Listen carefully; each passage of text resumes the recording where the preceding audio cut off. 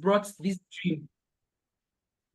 Boss Decency brought this dream to life. You know, those days in 2017, 2016, when people were going to America, they were hiding the information. Boss Decency, as a good man, bold enough and confident in himself, saw and understood this process and decided to give it out for free for people to come into America. America is big. America cannot enter one person. So when people heard information about the US journey, it's funny because one person cannot consume the entire state, just one state. One person cannot even take charge of it. So he decided to give out this information in free and help many nurses as much as possible to migrate to US, Canada, UK, Australia, depending on any part of the country you want to go to. So far as he offers the services. One of the things he does also is to provide information on how to guide you to achieve your dream. He provides immigration information. Some days we do our free immigration information to people who need to know what is obtainable in the US process. So this lecture is one of his benevolent help to nurses to provide us with information we need to pass the NCLEX. And if you're looking for a way to start your US journey, you can always reach out to us. We have specialists who can guide you from start to finish. If you're on your US journey, you want an instructor to guide you to pass, we have one-on-one subscription for you.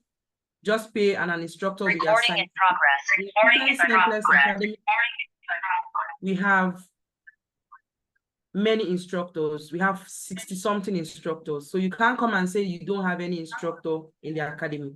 We always have. If you have passed your NCLEX, you need your IELTS. We also have IELTS instructors that can help you personally, one-on-one, and also a group class. We have the WhatsApp IELTS, we have the virtual IELTS. In the academy, we have CBT lectures. You can also subscribe to a CBT class. We also have the NCLEX class. The NCLEX class is not just one lecture room. We have different classes to meet individual needs. For those who are just joining, you don't know about NCLEX, you start with the content class. The content class provides you information on the content of the NCLEX. When you get acquainted to it, you move to the mastery, you master your content, then you stay in rebranded. Rebranded class is a class we advise people who are in the journey, but they are waiting for their CES reports or their ATT. We tell them to dwell there prior to the release of ATT. And also to schedule their exams, we move them to the about to test class where you stay there and drill yourself to the readiness of the NCLEX. For those who said, oh, I don't like WhatsApp lectures, we have a lecture specifically to meet the needs of people who love to learn virtually and audiovisual. That is the virtual class, and it's a virtual class that is an extension of these free lectures we are offering today. And then if you've written your NCLEX, you want to know the next thing forward, the academy offers jobs in the US. So you can sign up with us. We have so many vacant jobs in the US, and then we can give you an offer. So on that note, I'll introduce myself. I don't know if Boss Decency is here. Boss Chinyere, is Boss Decency here?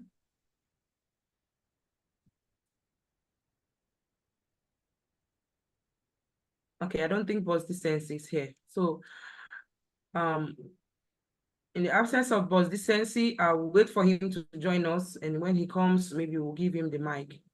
So my name is Boss Telamaris. I'm the virtual class coordinator. With me, I have Boss Rita, my assistant. She's the assistant virtual class coordinator. In case you want the virtual class lectures, we can always help you. We also take people on one-on-one. So we have a lot of one-on-one candidates who are here. And then we also have Boss Lizzie. I don't know if Boss Lizzie is here. Can you just wave your hand, please? Then we have our awesome Boss Chinyere. She is the virtual assistant. She is the one admitting you into the class. And if you have any issues, if you're in the academy and you have issues with the website or the LMS, she's the right person to reach out. On that note, thank you. So we have to start the lecture for today. So what do we have today? We have the NGN. So if you can see my screen, let's see some yes on the chat box. Yes, we can. Thank you, boss. So you want to know where you're joining us from? Let's see. Drop some emojis, drop some fire emojis. Tell us where you're joining us from. Nigeria, UK, Canada, Saudi Arabia. Let's know our candidates. Kenya, Ghana. Where let's know who is topping the chat. Nigeria should top the chat. There's joining from Nigeria. Yes. I'm seeing a lot of Nigerians should top the chat. We are Nigerians. Yes, Nigeria is topping. Okay, thank you for joining us. So tonight we're going to discuss wholeheartedly on the NGN. So the NGN is called NGN, but the full meaning is next generation NCLEX. So it's no more next generation, it is now the generation. We are now in the generation.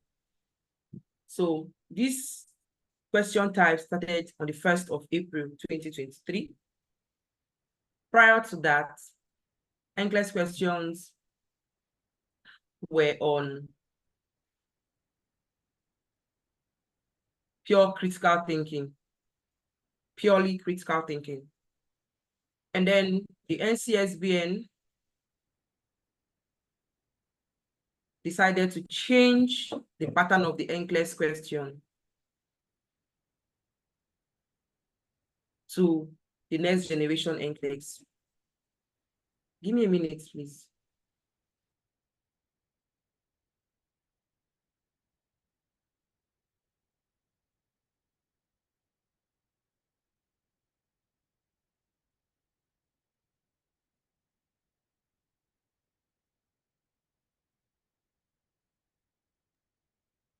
So it was when we were using traditional questions, those questions were strictly on critical thinking. And if you know anyone that wrote NCLEX before 1st of April 2023, NCLEX was very difficult. NCLEX was very hard. The rate of passes was very little for international nurses. And then they introduced the NGN. So they said, why don't we do something we do in the hospital? Why don't we start setting questions that we usually encounter in the hospital? Because after writing the NCLEX, then all about critical thinking, and then you come to the ward, you are doing, to the hospital, you are doing something different. So they decided to move the question away from critical thinking to clinical judgment. So you know how a patient comes to the hospital, the patient tells you, I'm having headache, I'm having fever, the patient is telling you things, and you are listening to those things, you are paying attention to those things, and then you are taking notes, trying to see what is wrong with your patient. Could it be malaria? As the patient is telling you these things, you're taking note of them. Probably you make a hypothesis saying this could be malaria. And then the next thing follows. You now nurse this patient following your hypothesis to the diagnosis, and then management, and then outcome. So they said, let's do this. Let's do the same thing. Let candidates who are writing the NCLEX get used to recognizing these signs and symptoms, having a hypothesis on what the patient's problem might be, and then treat the patient, and then evaluate if what they did for the patient worked. So now NCLEX went beyond critical thinking. They used critical thinking with right decision making to bet clinical judgment. So the next generation NCLEX is next generation when it was not yet there. It just means they've added clinical judgment to the NCLEX. And I'm here telling you for free that this NGN has done drastic change in the NCLEX success. The reason why you're hearing that a lot of your friends around you are passing NCLEX is because of the NGN. What's different? What's the difference? What changed? Now, the purpose of this NGN is for the nurse to recognize their practice Let your practice be based on strong clinical judgment. That is what you do in the world. So let's do it on NCLEX. Let the candidates have that ability before coming to start working. So they want to base the NCLEX on strong clinical judgment. So look at the kind of question they asked before. I wrote NCLEX when there was no NGN.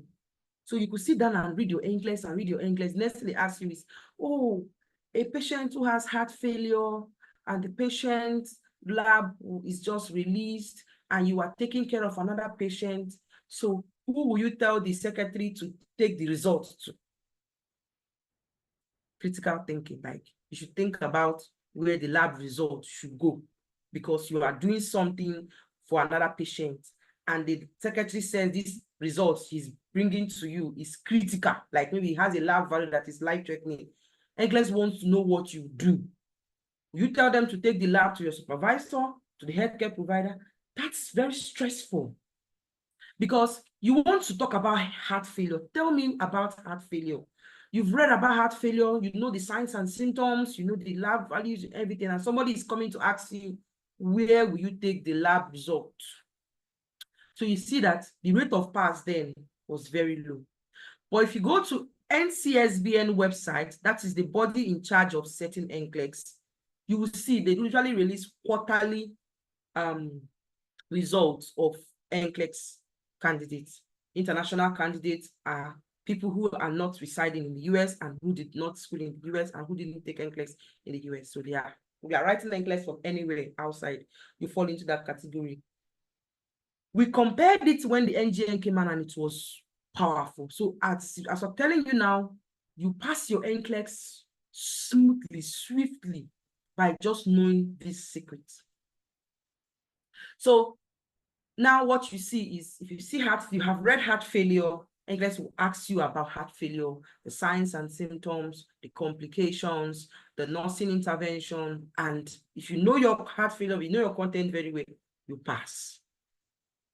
So they want to use this NGN to base nurses on strong clinical judgment ability to make effective decision-making. Remember I said the NGN is a combination of critical thinking and right decision-making. You now make a good clinical judgment. So all is just for the purpose of patient safety. That is the goal. So NGN specifically measure clinical judgment. Now, how can they measure that you can make good clinical judgment? As I'm seeing how many nurses that are here with me, I'm seeing 59 nurses. How will I know that 59 nurses here can make good clinical judgment? So they started to use two different types of measures: standalone kind of question and case studies. So they're using the case study and the standalone to know how to measure clinical judgment. So what changed? So prior to 1st of April 2023 to now, what changed is that they added clinical judgment plus those critical thinking questions, and they now changed the scoring. So before, this was hard. If you fail one, fail all. There's nothing like, I'm giving me small mark now. It was supposed to be 4/4. I got 3/4. You get 0. So apart from the fact that clinical judgment is now easy because you see disease conditions, it goes beyond critical thinking, you can recognize what you are seeing, can make good decisions. The scoring is also another part that made this NCLEX very easy. So now NCLEX appreciates your effort to answering questions. So let's say we have a question that you're supposed to pick 4/4 to get 1 mark, and you pick 3/4. Okay, so I want to see it on the chat box. 3/4 divided is equals to what? When you do 3/4 in your calculator, what did you get? We're going to be practical. 0.75. So instead of having 1 mark or 0, that was what the NCLEX before was. 1 mark or you have 0. You now go with 0.75. Now let me tell you how this helps, because people have been getting a different meaning of this scoring method, because if you don't handle this scoring method very well, it will fail you instead of passing you. So let's say, for example, you have 10 questions and you are told you're going to have 7/10 to pass. That is the score average. 10 questions, 7/10. So how this scoring method helps you? If you keep getting 0.5 for the 10, you will have 5. And you will not meet that 7/10. So once somebody will say, hey, let me just be having, instead of me to have 0, let me just be having half. Add 0.5, 0.5 times 10, it will give you 5 marks. And you are still not in the right place. So how this scoring method helps you is that you make effort to get 5 marks correctly, like 1 mark, 2 mark, 3 mark, 5 marks correctly. And then this remaining 5 marks, let's say you now have 0.5, 0.5, 0.5, 0.5, 0.5. Instead of having 0, 0 and going with 5 marks, they will now give you 0.5 plus 0.5, 1 mark. 0.5 plus 0.5, 1 mark. So you just need 4 0.5. Add it here, you now have your 7/10. So you don't want to come on the NCLEX and say, I will just choose the one I know. I will just choose the one I know. You keep choosing the one you know, half, and you tilt towards failing. Rather, you fight to get 1 full mark. And then it is only in some situation where you have read this question, you don't know it, because if you don't know anything on the NCLEX, remind yourself that you are a nurse. Most of us here have practiced nursing for 10 years, 15 years.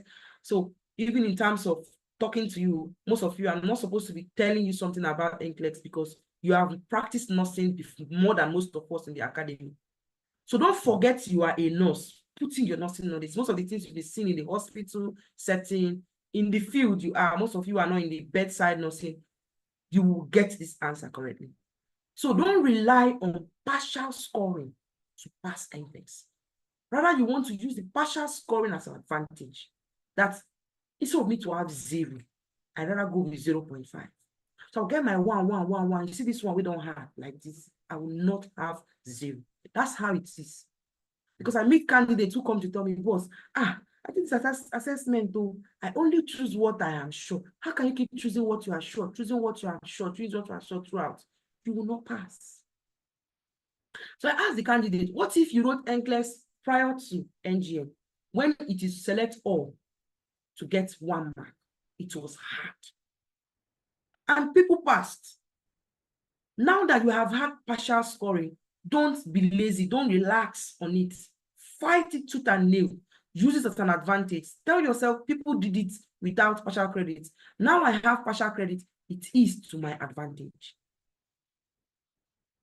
So these 3 things made NCLEX easy. If you look around you, people are in the academy, we have passes daily. Instructors coming with their candidate, 5, 6 people are passing daily. So I tell people that, yes, we have people who fail, but the failure is not much. The failure is very little. So you could have it 9/10.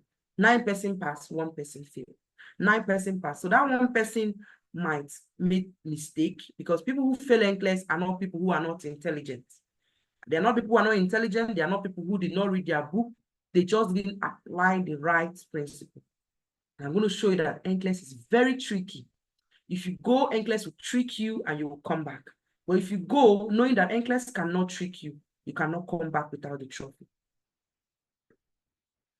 Next is the clinical judgment. Remember I said they were going to use 2 things to check if you can make good clinical judgments. One is a case study. The other one is a standalone question.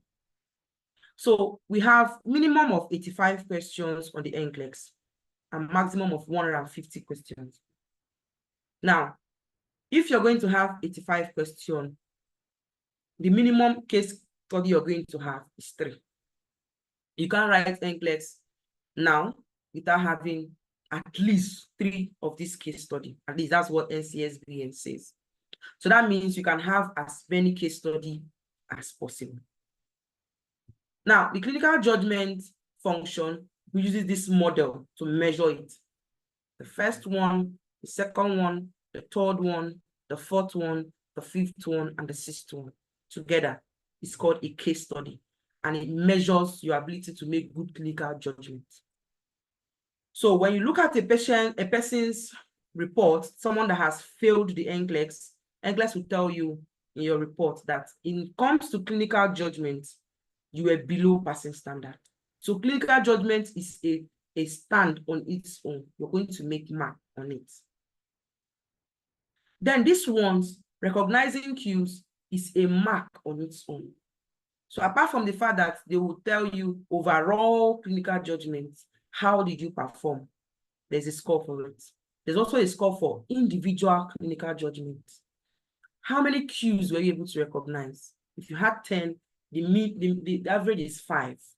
You go above 5, they tell you above passing standard, you got it well. If you go below 5, either you are 4, they say near passing standard. Below 4, they say below passing standard. So you have to know your NGN, this case study, individually. When you're practicing, you want to find out, am I doing well with recognizing cues? If you're not doing well, you pay attention to it because it's an individual. I call it individual on its own that can fail you. So the areas candidates usually have issues when they fail NCLEX is usually 1, 2, and 5. They have issues with recognizing cues, they have issues analyzing cues, and they have issues taking action. But they can evaluate, they can prioritize, they can generate solutions. So the purpose of this lecture is to tell you what this model measures, how to get your answers correctly. So far, if you're understanding what I've been saying, let's see some yes on the chat box. If you have questions, let's take some questions. If you are with me, let's see some yes. Let's see some yes on the chat box if you're with me. And if you have questions, let's take some questions on the chat box. Okay, I see a lot of yes. Thank you so much. And let me see if I'm going to get the question. Okay. So this is exactly what I said, standalone and case study. This is what the NGN will use to test your clinical judgment. So what are standalone? Standalone. Now you may not have the full question. When it comes out in this 6 case study. So sometimes they don't want to give you the 6. They just want to test your clinical judgment only on 1. So 1 stands alone, recognizing cues, or analyzing cues comes out alone, or prioritizing hypothesis comes out alone, evaluating that. So one of them can come out and they want you to answer it correctly. So it's either you get standalone or you get case studies. So I've talked about what is new. I've talked about the scoring method. I've talked about the clinical judgment and the scenarios. Now, the scoring method. The scoring method of the former NCLEX, all correct or all incorrect, no partial. There's no partial. But now, there's partial credit. Either you have 1 mark or you have 0. Or they subtract from the correct answers you got. That is plus/minus. And this is the only question type I advise candidates to do. Choose the one you're sure. Because if you don't choose the one you're sure, you're going to lose mark for the one that is not, you're not sure. So let's say, for example, it's 4/4. 4 questions out of 5 is correct. Or let's say 3 questions out of 5 is correct, for example, 3. And you're only sure of 2. And you need 3 questions to get your 3/3, which is 1 mark. And you're only sure of 2. Go for the 2. Get your 2/3. Because if you choose another one, and is wrong, they'll subtract from that 2 that is correct. You'll not end up with 1/3. And the question type that has this plus or minus is the one they tell you select all that apply.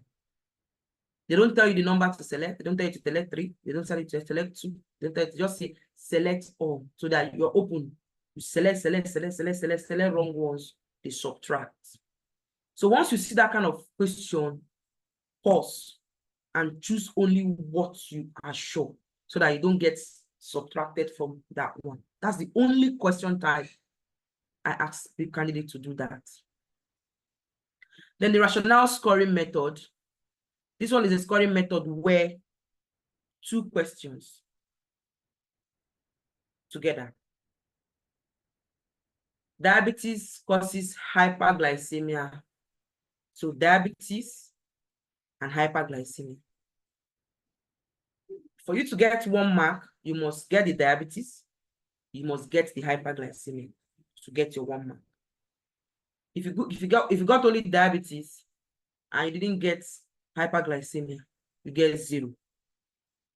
So diabetes, hyperglycemia, 1 mark. Diabetes without hyperglycemia, 0. Hyperglycemia without diabetes, 0. So rationale scoring method are always easy if you know that content. It's like someone who is carrying a baby. This one gives birth to this. So for you to know diabetes, you definitely know what hyperglycemia is. So it's always, you don't know it, the 2 of them, you don't know it. But if you know one, those questions time, if you know one, you will always connect the second one. So earn 1 mark to get the correct response. Earn 0 mark when you endorse the wrong answer. There's no minus score for you. So the rule of 1, look at the kind of question. Multiple choice questions are the ones that have this type of question type. Multiple choice. Once it's a multiple choice question, you say 0/1 scoring method. Get 1 correct, you get your mark. You get 0, you get 0.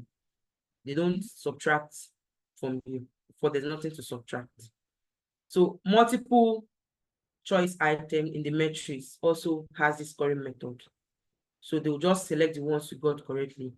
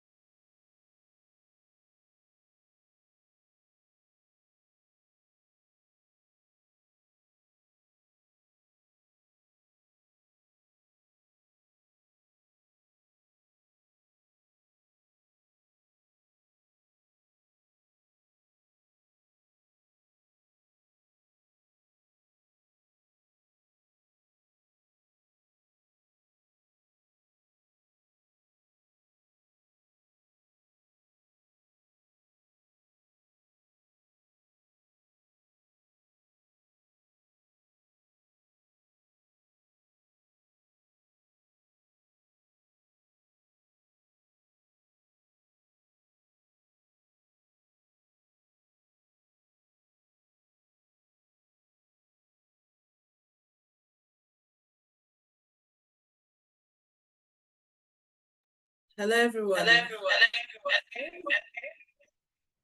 Okay. So sorry for that. Sorry about that. Let's I think she was just trying to explain about the NGN. She'll soon be back. I'm sure it must have been maybe her device or something. She'll soon be back. Okay, so NGN generally, as both Stella is going to break it down. She's going to show you question types and what each question types is, just in order to be able to help you answer any question you meet on the NCLEX. Okay, so while we are still waiting for her, I think I should just generate 1 or 2 questions while waiting for her, because she has actually undergone a lot of training on NGN. before now. Okay, she's around and she's asking to be unmuted. But Chinyere, please kindly unmute Bostella. Okay, she'll soon be back to join us. But Chinyere, kindly unmute Bostella. Okay. Hello. Bostella, are you there? Are you back? She's not here yet, boss. She's not here. She just commented, unmute me, with her device name, Stella Marie Suzoho. Okay, she's still here. I'm sure that device she was using is actually faulty or something. So kindly admit her with that. Okay. Hello? Yeah, I've done that. I've done. Okay, thank you very much. Welcome back, Bostella. Yes, thank you. Sorry, I had a little network glitch on my end. So I was trying to talk about the scoring method before my network glitched. So with this little tool, you find out that your little effort on the NCLEX pays out when you know this little information about the scoring method, about the question types, and how to maximize the knowledge you have on NGN to pass. So you leverage on this information I just talked about. So different questions on the NCLEX have their own different scoring method. So the only one you want to choose what you're sure of is when it says select all that apply. In that kind of question, you don't want to select so that they will withdraw from you. Rather, you endorse the ones you know that the least that can happen is for me not to get it correctly.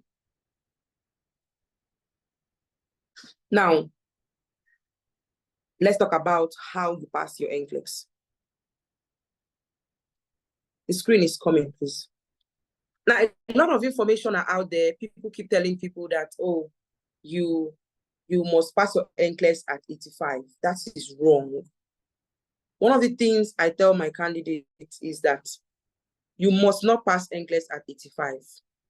Nobody assures you of passing NCLEX at 85. Remember I said the minimum question you can get is 85 question. Now, the person that passes NCLEX at 85. Recording in progress.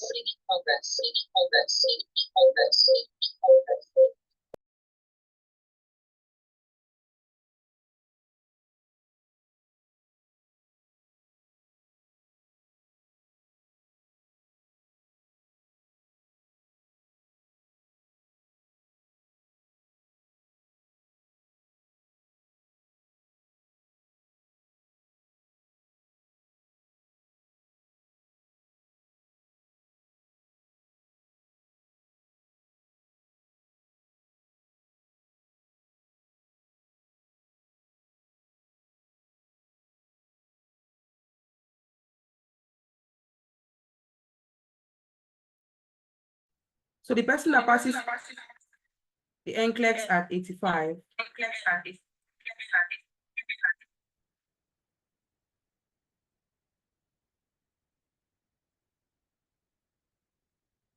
is the person who really did so well on her content. So if you are aiming at passing at 85, you might not pass at 85. So I advise candidates, don't fix your mind to pass at 85. Don't fix your mind to pass at 85. If you fix your mind to pass at 85, you make yourself anxious and you fail. So don't aim at passing at 85. On NCLEX, you can pass at any time. So far as you get to 85 question, you get to 85 question, the NCLEX computer will determine. So people who pass at 85 are people who have the 95% confidence interval. So I'm going to draw a line to illustrate what I mean by 95% confidence. So this pink line is the passing standard. So this is the graph. So let me change my marker color.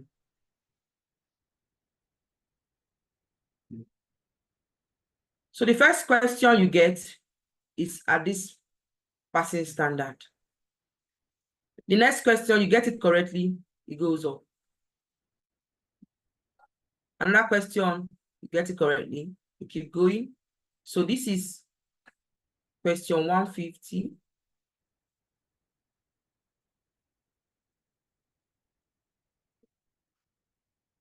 This is question 85.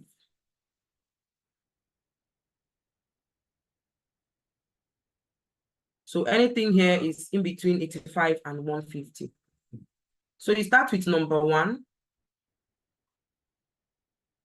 You keep going, you get it correctly. Each one you get incorrectly, it comes down. You get it correctly, it goes up. You get it incorrectly, it comes down. You get it correctly, it goes up. So for somebody who's shorter than 85, the person keeps coming down and going up, coming down and going up, and then coming down and going up.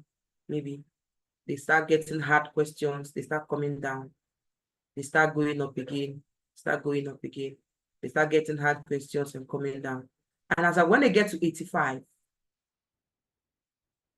they are far above this passing line. Look at it, you can see the pink passing line.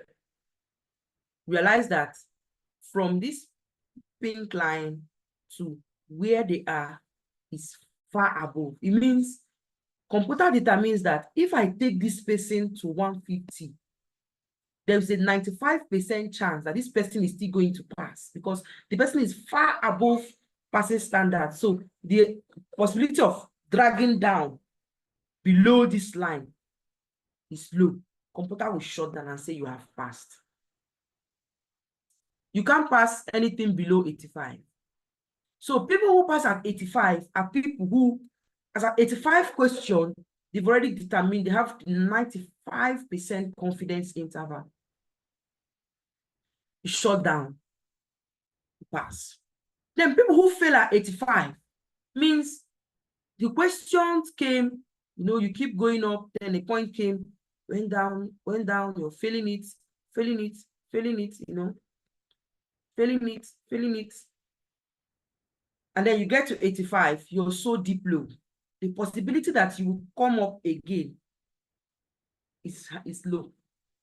95 confidence that you have failed, you will not pass. So rather, I don't advise candidates to show at 85 because when you are hearing people say, I pass at 85, people who fail at 85, you know what it means. It means don't know anything. And by the time you get to that level, the question becomes very easy. Very, very easy. All these easy questions. And when you come out of the hall, it was okay. It was not hard. It was something relatable. People who say that kind of a thing, they have just gone there, gotten below the passing intervals, cheap questions came out, and then you go out. But NCLEX keeps getting difficult as you climb, So I tell my candidates who are very intelligent, who know their content, because NCLEX is not intelligence content. If you are intelligent, it's not for the NCLEX. Rather, what is for the NCLEX is to stand on what you know it very well. You can't know NCLEX peripheral. I know heart failure now. It's not when fluid is in the heart. You have to know it deep because once NCLEX endorses a question, you get it, it keeps going deeper. So the questions start becoming difficult. So candidates who know their content will still keep going. If they need to fail, they will not cross this line. Now, people who pass 85 and continue are people who maybe when they got to 85, they were not far above passing standard, but they were not below passing standard either, right? So the question continues. So let's say the person was here. So the NCLEX will keep generating for you. The question will keep coming. Sometimes you want to cross the passing standard. Sometimes you go above it again. The question keeps coming. Let me say, keep going up, going up, going up, going up.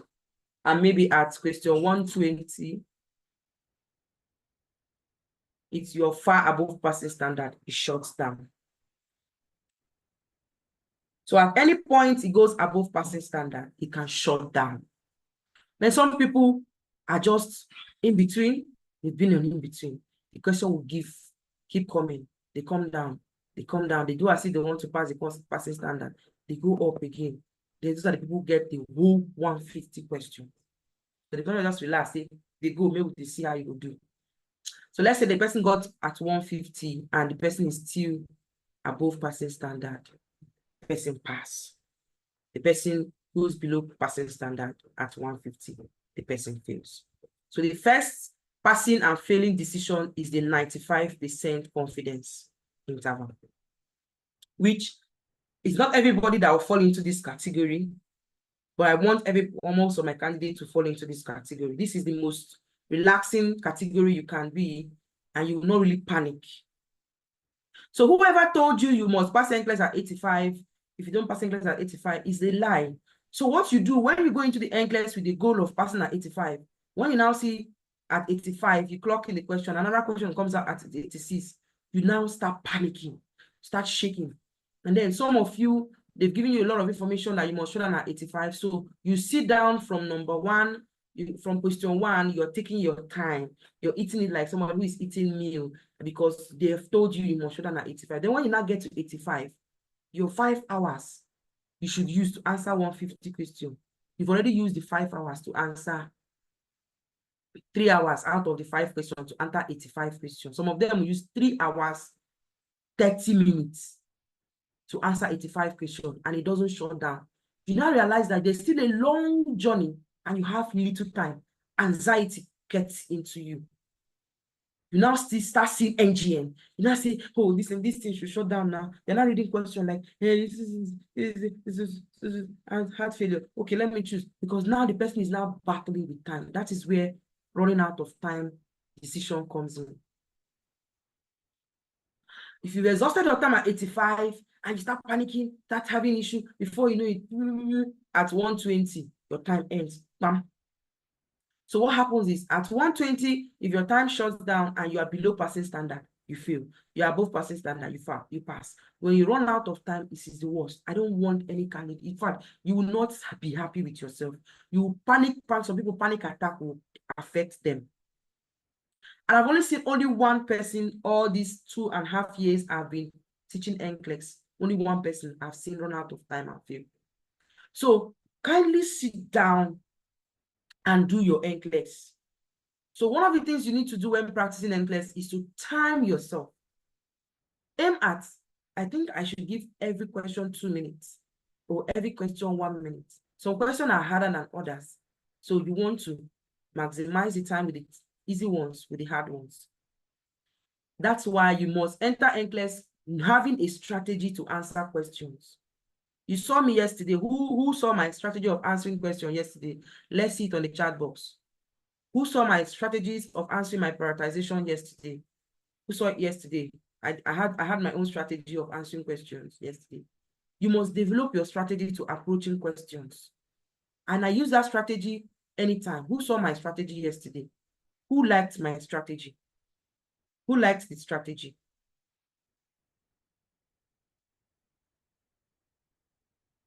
Rosalind says she likes it.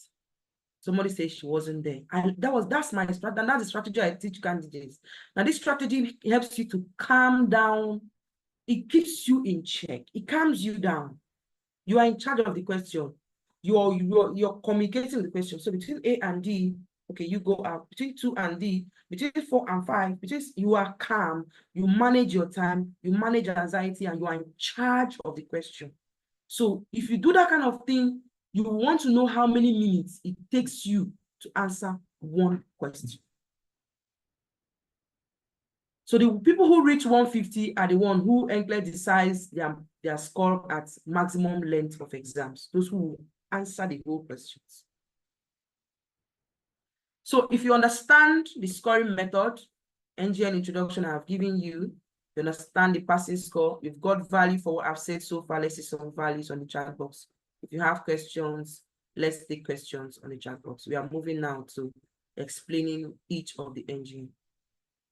If you got value for what I've said so far, you have questions, let's get some. So what I mean by value means if you enjoyed what I said, you gain something from what I just taught you. That's why I say you should drop some value, telling me you got value for the lecture, you got value for the lecture. So out of 77 persons, just 18 persons got value.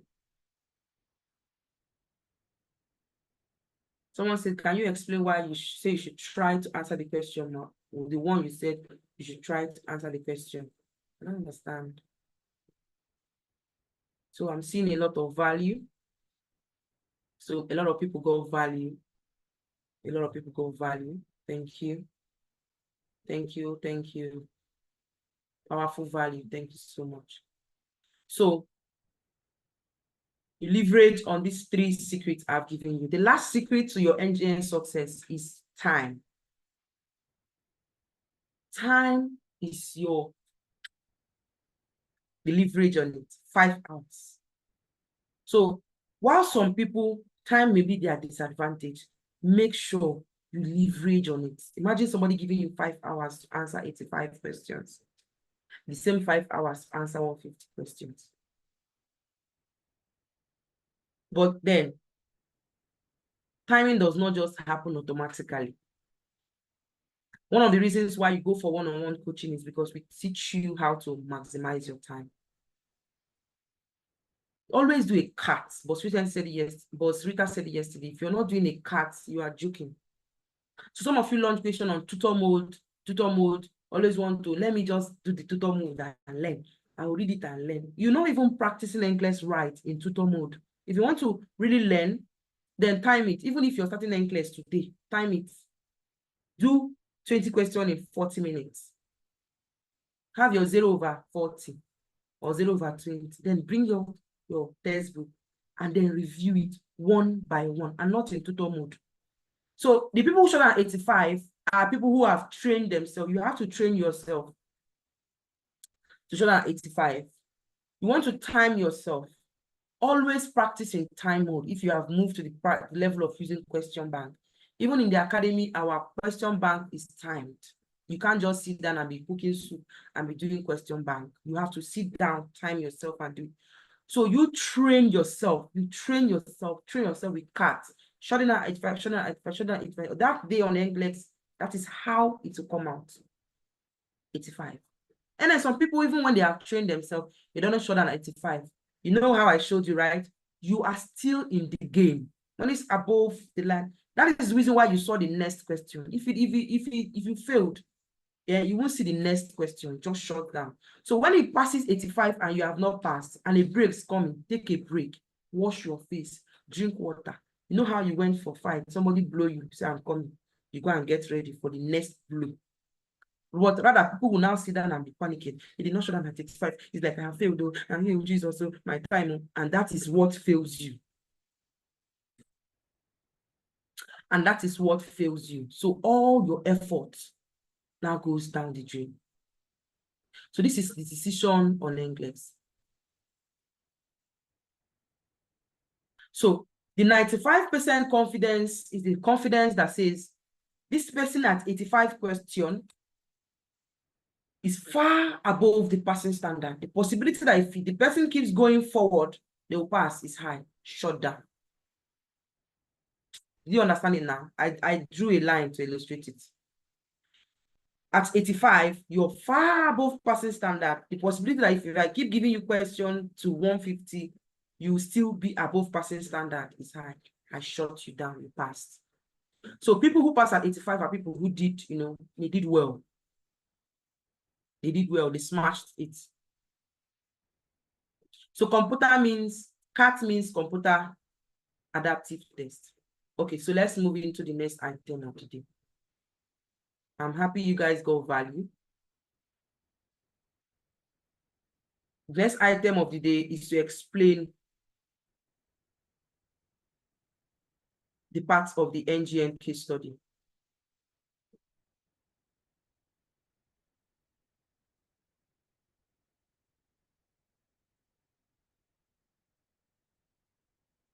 You know, I talked about recognizing cues, analyzing cues, and I know it sounded like Greeks to some people. So I'm going to explain those things now.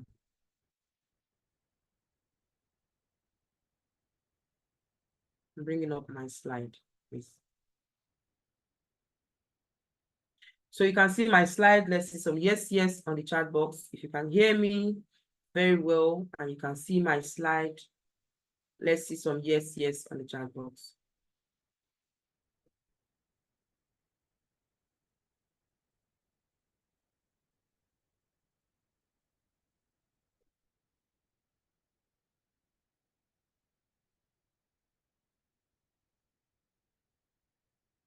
So the clinical judgment skill. So boss Elizabeth helped us to put in this beautiful information that we are going to consume now. I don't know if she's here, but Lizzie, are you here?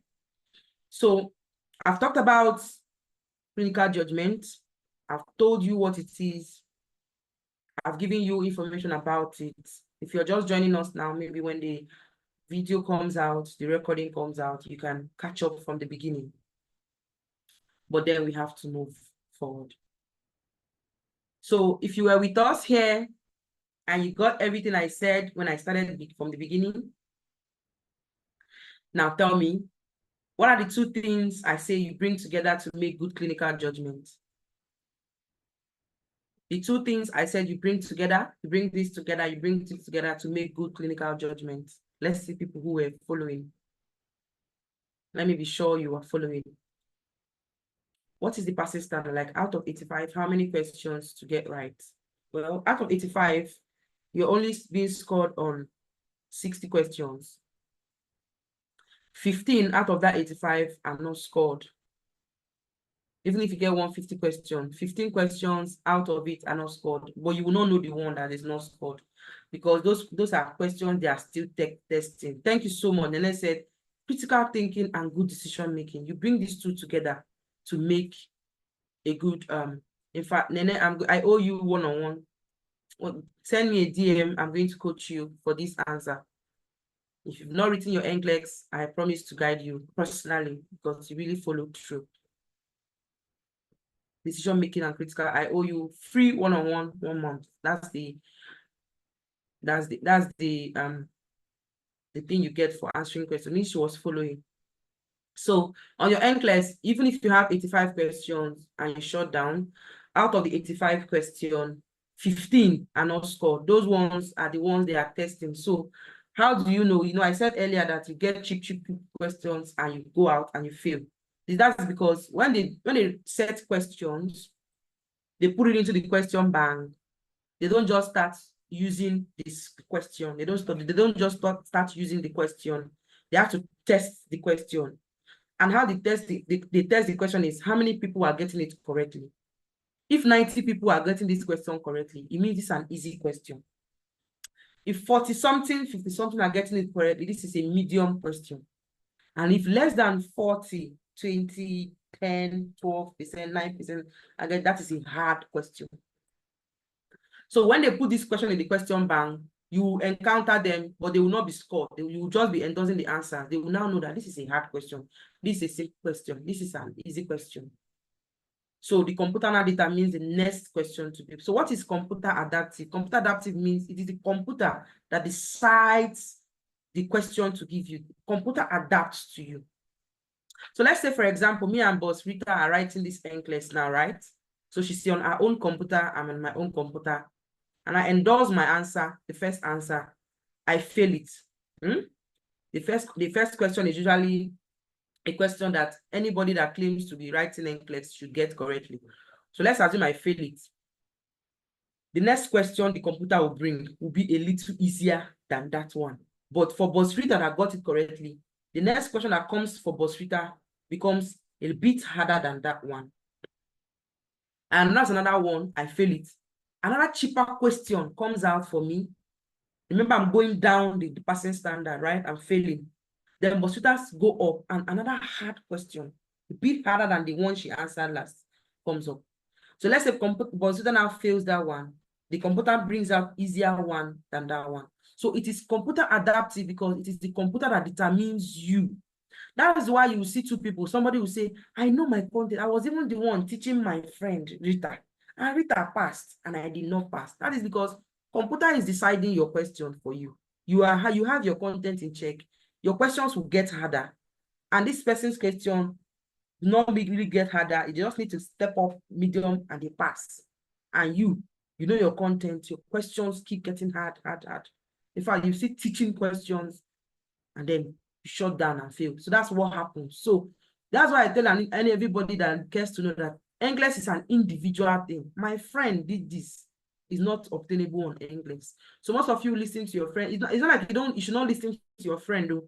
You should listen to your friend, but just know that the computer will assess you as a berry, assess me as Stella Maris, and it is the answer I endorse that determines my next question. So it is computer decision questionnaires. Thank you so much, Chinenyeoji. It's the computer that decides. That's why if you know your content very well, you feel you've read so much, you have to go deeper. It's not the point to say, oh, I have known this NCLEX. You don't know NCLEX until you pass it. So it's better for you to come out and tell me, this NCLEX was so easy. You guys are just overemphasizing it. Pass and go. Because some people have really had their content in check and never passed. So I think I've answered your question. I can now move on. Thank you, Nene, for telling me. Critical thinking and decision making makes your critical judgment. It was even on the screen here. Critical judgment is defined as the observed outcome of critical thinking and decision. So these two moved. Before I said it was only on critical thinking. Now move two of them together and then move.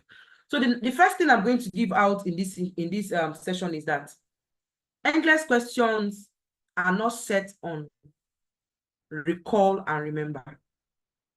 So when we are in nursing school, you know, when you just read your book, read what the teacher has taught you, you come to the exam hall. If you remember what you've read, you can write it. So the cognitive abilities for NCLEX is above recall and recognize. I read appendicitis. I saw it. I can recall. Appendicitis is the inflammation of. That is not what the NCLEX questions are. That's why NCLEX is unique and different from most exams. Why people say NCLEX is the Baba, NCLEX is the Baba, because NCLEX questions are not on recall and remember, recall and recognize. You see it. I know it now. Appendicitis is the inflammation of no. It goes above that. It goes above understanding. Oh, I've read heart failure. I understand heart failure. No, it goes above that. It goes above application.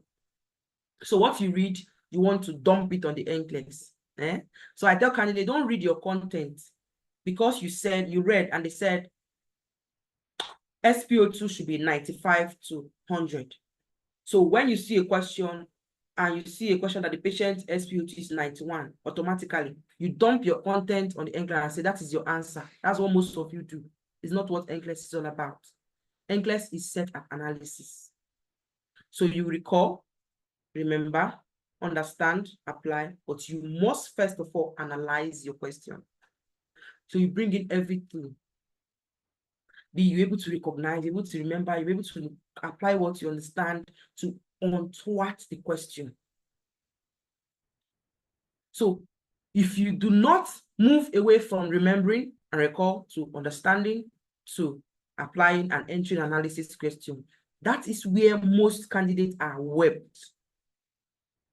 And what do you mean by analyzing question time? Don't understand. So let me give you an instance. You read about electrolyte, food and electrolyte, and they tell you that sodium normal level is 135 to 145. You've read it, you've understood it. You apply it to a question, you get it correctly. They tell you about the signs and symptoms of sodium. You see a question, I remember the signs and symptoms of sodium is confusion, lethargy, and all that. You get it correctly. Now, NCLEX will not tell you someone has sodium that is low. instead of them to tell you that this person's sodium is low, they will tell you that the patient is diluting the formula of her baby. Can you hear me? Someone say my voice is cracking. Can you guys hear me? If you can hear me, let me see some yes. Clearly, you can hear me clearly. Yes. Thank you. Okay, thank you so much. You know, this is our Nigerian network. I'm not in the US, I'm in Nigeria with you. So we are all in the network. Sorry for my network glitches. So if I ask you a question and say, if you read sodium and fluid electrolyte question, and I ask you, what is normal level of sodium? You will tell me. What are the signs and symptoms of sodium imbalance? You will tell me. But if I bring a question that is saying the same thing, you will fail it. Why? Because I will say that NCLEX embellish the question, paint it red. Why the inside is white? They paint to embellish it with words, embellish it with story, embellish it with conditions, so that you will analyze it and open it up. So people who see the questions like this, they'll recall what they have read, they'll dump it, they fail it. People who have understood what they have read, they dump it, they fail it. But people who understand it, begin to analyze it, open it up before you see the main question. So if NCLEX wants to ask you the signs and symptoms of sodium imbalance, low sodium, it won't come out like that. It will tell you that a woman is giving her baby formula. And this woman, instead of giving 30 mils per 1 spoon, the woman is using 1 spoon for 100 mils. 1 spoon is supposed to be for 30 mils. This woman is using 1 spoon for 100 mils. That means the woman is over diluting the formula. Then I ask you, what sign will you see and you will become concerned? And you follow up immediately. You see confusion, fatigue, nausea and vomiting, and sweating. You see the question, diluting formula. What will I see and follow up immediately? NCLEX simply told you that someone has low sodium level. So they want you to know that if you dilute somebody's formula, you are putting too much water into the person's body. And when the water enters into the person's body, the water will dilute the patient's electrolyte.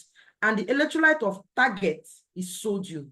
And when sodium level of a patient is low, the patient will have neurological mental status issues. So confusion is the answer, because that is a sign of early manifestation of sodium imbalance. You failed the question because you couldn't get that. They want you to analyze that diluting of the formula simply means low sodium.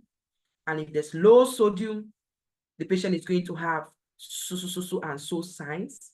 And you want to follow up signs of confusion. So when you read your content, dilutional hyponatremia, thank you. So when you read your content, you step above remembering, step above understanding, and move into analysis. You must know how to analyze NCLEX questions. So most of you saw me yesterday analyzing the NCLEX question. Oh, I said, a woman that's 8 weeks gestation, and they say this woman is just having back pain as she's walking. So some of you will see the question as she's just walking now, and she's having back pain, and she's pregnant. But the NCLEX is presenting you with true labor. True labor comes with consistent back pain that is not abating, even with change in position. And the woman is in 38 weeks. So beyond what you're seeing, analyze it. What can come out? So NCLEX information does not come out typically as you've read it. So you are going to step up on critical thinking whenever if you're preparing for NCLEX, you need to step up on critical thinking in the sense that, let's say, for example, a patient who has, you are reading your book now, and they say that the patient whose sodium goes low is going to have neurological issues. And then they tell you the neurological issues include mental status change. That's what you've read. You now sit down and critically analyze mental status change, because if NCLEX bring question for you, they will not write mental status change. Examples of mental status change include restlessness, irritability, headache, patient to be having confusion, lethargy, restlessness, mental coma, and then death. Don't go. So when you read a word, try to critically analyze it, because you know it will not be stated the same way you've read it. So I tell my candidate to analyze what they are reading so that you see the question, it is not on recall and recognize. You guys put in your brain and analyze this question. Let me give you another example. So let's say somebody is bleeding. Oh, liver biopsy. You read liver biopsy and they told you in liver biopsy, the liver is highly vascularized. It has a lot of blood in it. So because of that, the patient is most likely going to bleed. So if you are going for liver biopsy, you know that the liver is highly vascularized. If you just puncture it, patient will bleed. And then they tell you that the complication of liver biopsy, the immediate complication is bleeding. Do you think NCLEX will bring out the question and tell you a patient who has liver biopsy, which of the following signs require follow-up? They will not write bleeding. Nah, they won't write bleeding. So now what is bleeding? Bleeding can be said in different ways. Patient hematocrit and hemoglobin dropped, bleeding. Bleeding can come in form of tachycardia and restlessness. That is the early signs of shock. Someone is in shock. The early signs of shock is tachycardia and restlessness. Then if the body is not able to compensate, the BP drops. So they want to tell you that your patient who did liver biopsy is bleeding. They'll just tell the patient is restless, right? So because you read it, you are looking for hemorrhage. Recall and recognize. I read when they said liver, but they said it is hemorrhage. I did not see hemorrhage. You analyze. How can hemorrhage be interpreted? BP go low, patient will be restless, patient's pulse will go up. So those who know that, pick this right answer. Then you don't know, you not see vomiting. You not say, let me choose vomiting. No, since that I did not see bleeding. Maybe vomiting, maybe the patient is now vomiting the blood, you know. So you have to make sure you analyze whatever you read. That is the secret in NCLEX question. So people who fail NCLEX, remember I told you they did not just fail because they are not intelligent. They failed the NCLEX because they did not untwist the embellished information that NCLEX presented to them. You understand what I've been saying so far? Let's see some yes on the chat box. You have questions. Let's see some questions on the chat box. We are about concluding.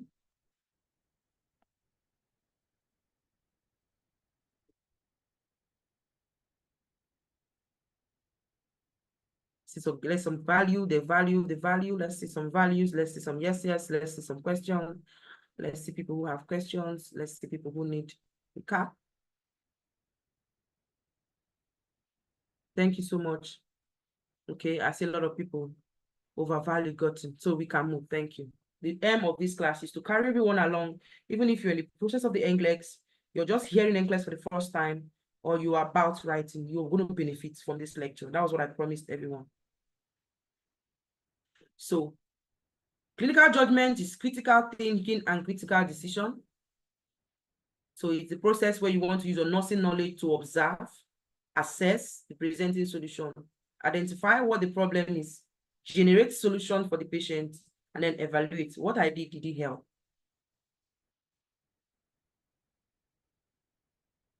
So I've talked about the clinical judgment, so let's talk about it one by one, and we are going to be done. Recognizing cues, what matters. So remember I told you that they said in this clinical judgment, we want to know what happens in the ward. And what happens in the ward, patient comes in, I have headache, I have fever, I have all manner of complaint. That's what happens in the ward. That's what you're doing in the NCLEX. So NCLEX wants you to recognize all these things patient is telling you. What matters amongst it? Patient has been telling you, I'm having headache, I have a fever. If I raise my leg like this, in fact, the people who come out of NCLEX now tell me how lengthy. Say one NGN story, they will embellish. embellish, and cover the information with insignificant thing. They want you to untwist it. So if you're not the kind of person that analyze, like I said, you just be reading it, headache, okay, fever, malaria, you are going to the next one. So they set traps. They set traps for people who do not analyze. Once they get it, their brain is telling them, I read, you choose it. So someone will sit down and put this information. Boswita said it already that yesterday, that you see something above, carry it along to the last, combine it together, what are they presenting to you? So let me give you an example.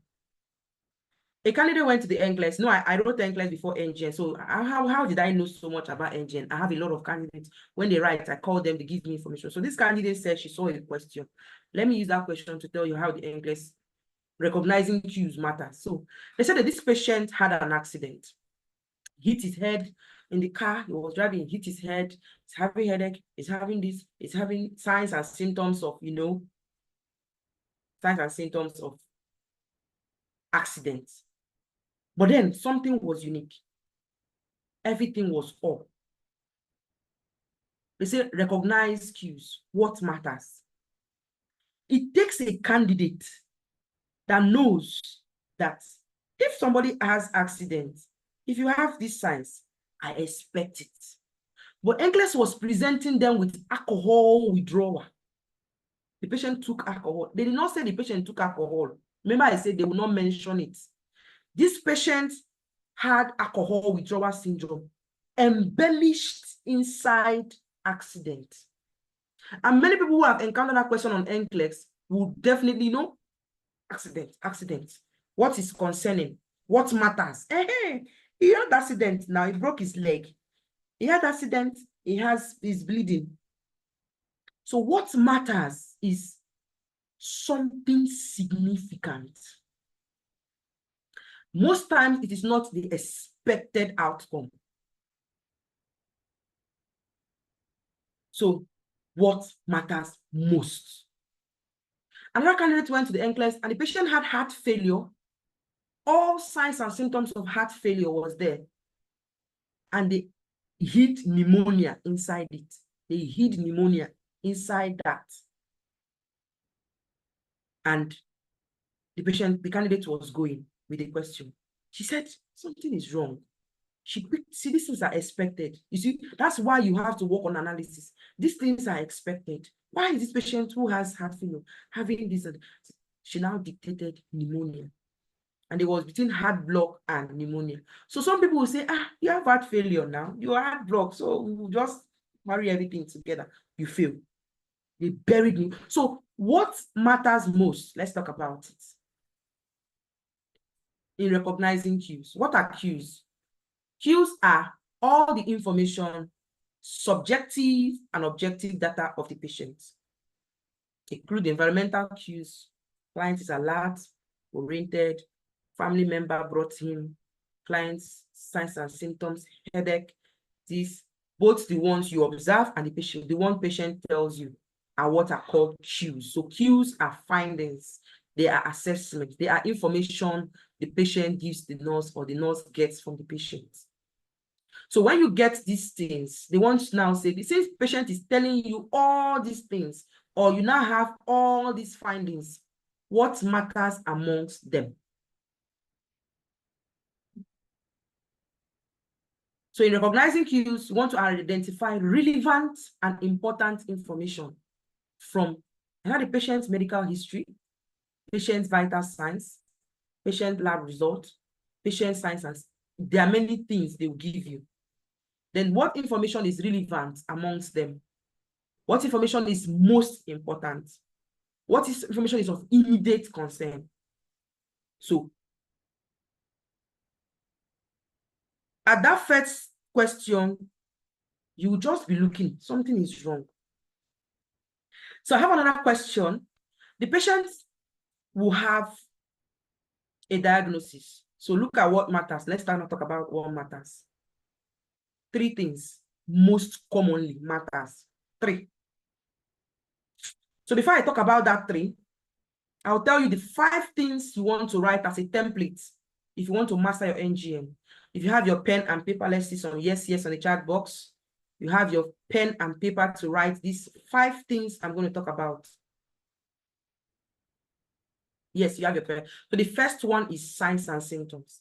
Anything you are, so the first one is causes and risk factor. Anything you are reading, you must know the cause or the risk factor. This can cause this. This can lead to this. The risk factor or the causes. So by mentioning that someone is someone who abuses IV, oh, is an IV user.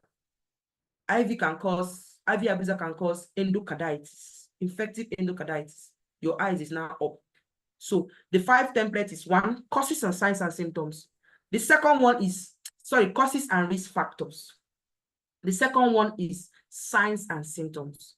You will not read all signs and symptoms. There are signs and symptoms I call mbakunye ngwa. If you're an Igbo, you understand what I'm saying.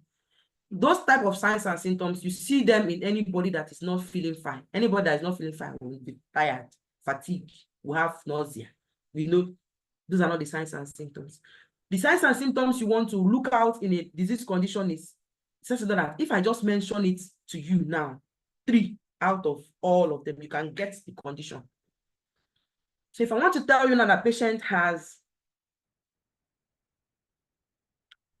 heart failure, I'll tell you patient has weight gain, or the cardiac output is so and so, or the patient, I'll just give you 3 signs. If I should mention these 3 signs, you should be able to know the condition. So the signs and symptoms you want to hustle for are signs and symptoms that gives that condition away. Form a triad, triangle. 1, 2, 3. I get it. If I want to know that somebody has pyloric stenosis, if you tell me the person has forceful vomiting, has an olive-shaped mass in the stomach, and has postprandial vomiting, I get pyloric stenosis. The time the person has olive-shaped mass, forceful vomiting, postprandial vomiting, I get it. This is pyloric stenosis. I didn't call pyloric stenosis, so I just gave it 3. If I want to tell somebody has intussusception, after the person has the chorangelis 2, person has abdominal pain, and the patient is vomiting, a bilous vomiting, I get intussusception. I didn't mention headache, fever. Is doing like this, is doing, those ones are mbakunye. So whenever you're reading, look for 3 signs and symptoms that once somebody mentions it, it gives that condition out. That's the second thing. The third thing is interventions. What are we going to do for these patients? Are we going for lab? Are we going for any investigation? Are we giving them IV fluid? What kind of normal saline? What are we doing vital signs? Are we placing them on mechanical ventilation? Are they going for ECG? Know all the interventions that are relevant to that condition. The fourth one is complication. What is the complication that can come from this condition? You must know complications. Those are the ones that say immediate follow-up, immediate, they are presenting complication. And remember that I said, if you read the complication, it will not come out the way you've read it. So if the complication is hemorrhage, they will not say hemorrhage. They will present you with signs and symptoms of hemorrhage. So you have to know the complication. And the 5th one is teaching. You want to know what to tell the patient who has that condition. What to teach your patients. Now, people who get teaching questions are people who know their content. Once you endorse, you know your content, it starts becoming difficult with teaching. Teach this patient, teach adolescents, teach them this, teach them that, teach them this, teach them that. So if I have candidates that are very good at their content, I start prepping them up with teaching. You are all listening to me because you feel I know these things, so I'm teaching you. So for NCLEX to ask you more of teaching questions, they assume you know your content. They will ask you teaching questions. That's why I said, if you know your content and you're intelligent, you have to go further. It's easier for you to fail than the person who does not know more, because your question now starts becoming difficult. So you got the 5 things. Let's see some yes on the chat box. Then I can tell you the 3 things to recognize. You've gotten the 5 things. Let's see some yes. Chinaya said yes. Chinaya said Nene, Lois, iPhone, Olamide, Ahom, okay. So many people got the 5. Now let's look at what is significant. 3 things commonly. 3 things. Number 1.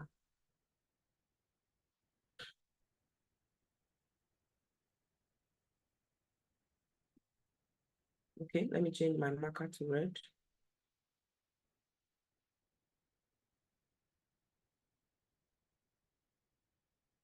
Number one.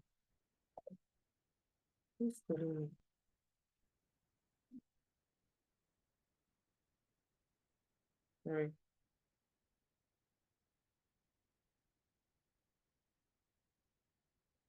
So number one, what matters?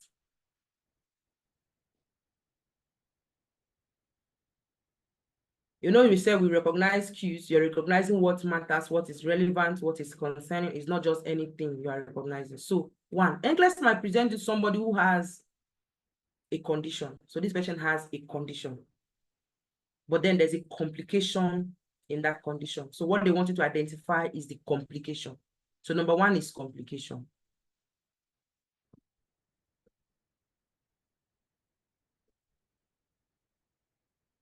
Let's leave it as complex.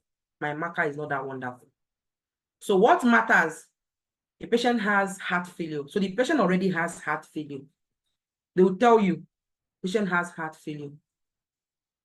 If somebody has heart failure, you know the signs and symptoms the heart failure patient should have. So they will now start telling you the patient has difficulty breathing. You expect somebody who has heart failure to have some difficulty breathing.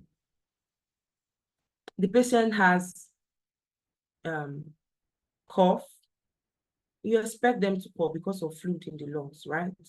So now, this patient who has heart failure has developed a complication of pulmonary edema.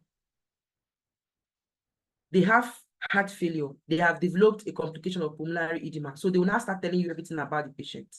The patient has heart failure. Now the patient is this, that are everywhere. And the only thing that is significant is, can you recognize the complication they are fronting you with?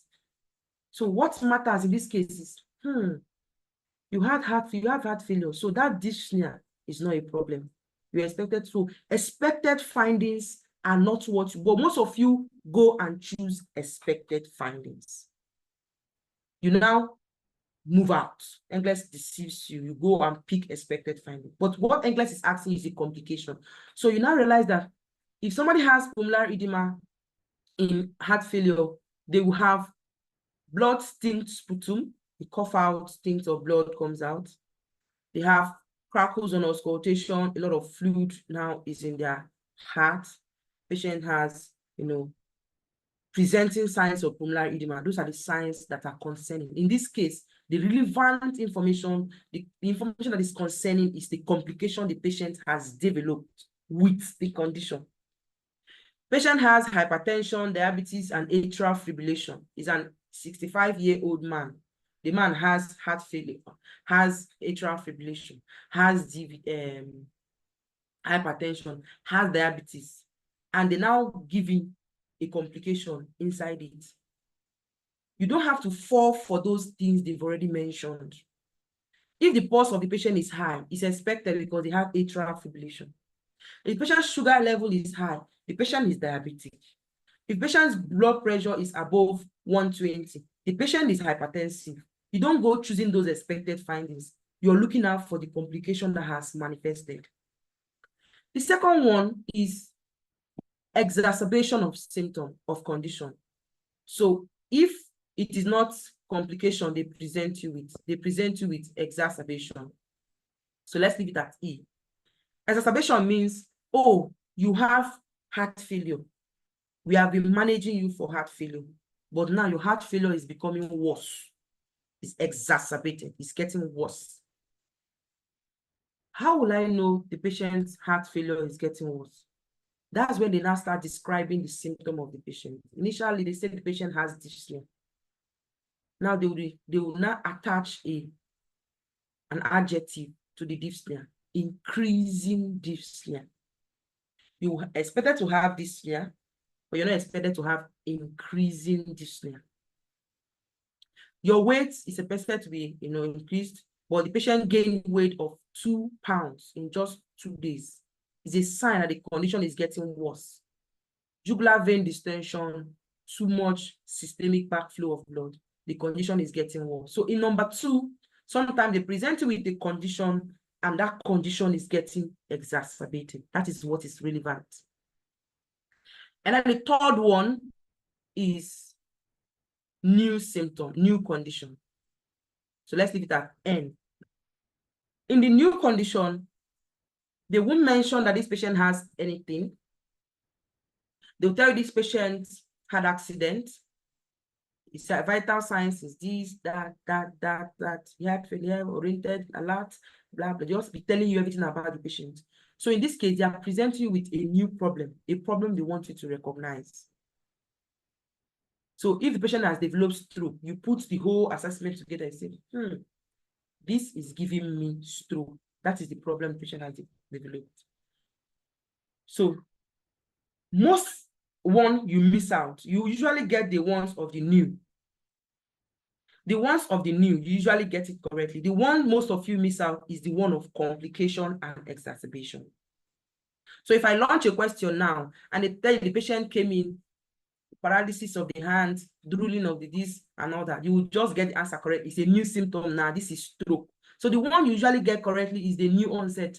Once they tell you signs and symptoms, olive shaped mass. But if they tell you now that the patient has pyloric stenosis and those olive shaped mass and present you with the complication that is inside pyloric stenosis, most of you miss it. Like in Hirschsprung disease, patient has developed severe necrosis of the, so you will now be choosing signs and symptoms because they are provided with Hirschsprung disease. But when they hide a complication in it, that is where most of you miss it. So I've said about complications are significant, exacerbation are significant, new symptoms are significant. You understood it, you got value, let's see some value on the chat box. You have questions, let's take some questions. We are done. You got value, let's see some values on the chat box. You have questions, let's see some questions on the chat box.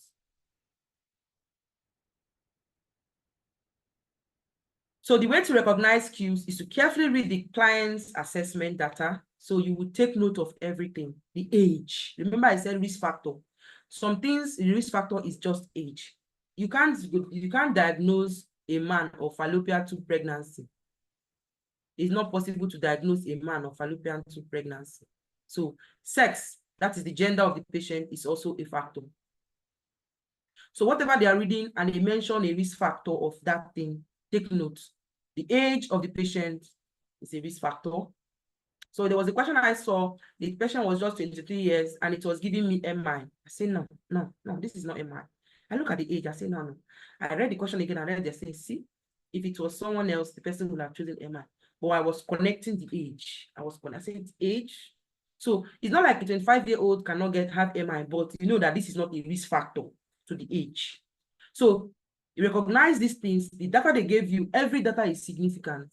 The data about the age, the data about the sex, the data about the condition the patient came in with, the data about the patient's relation with others, the data about the systems of the body.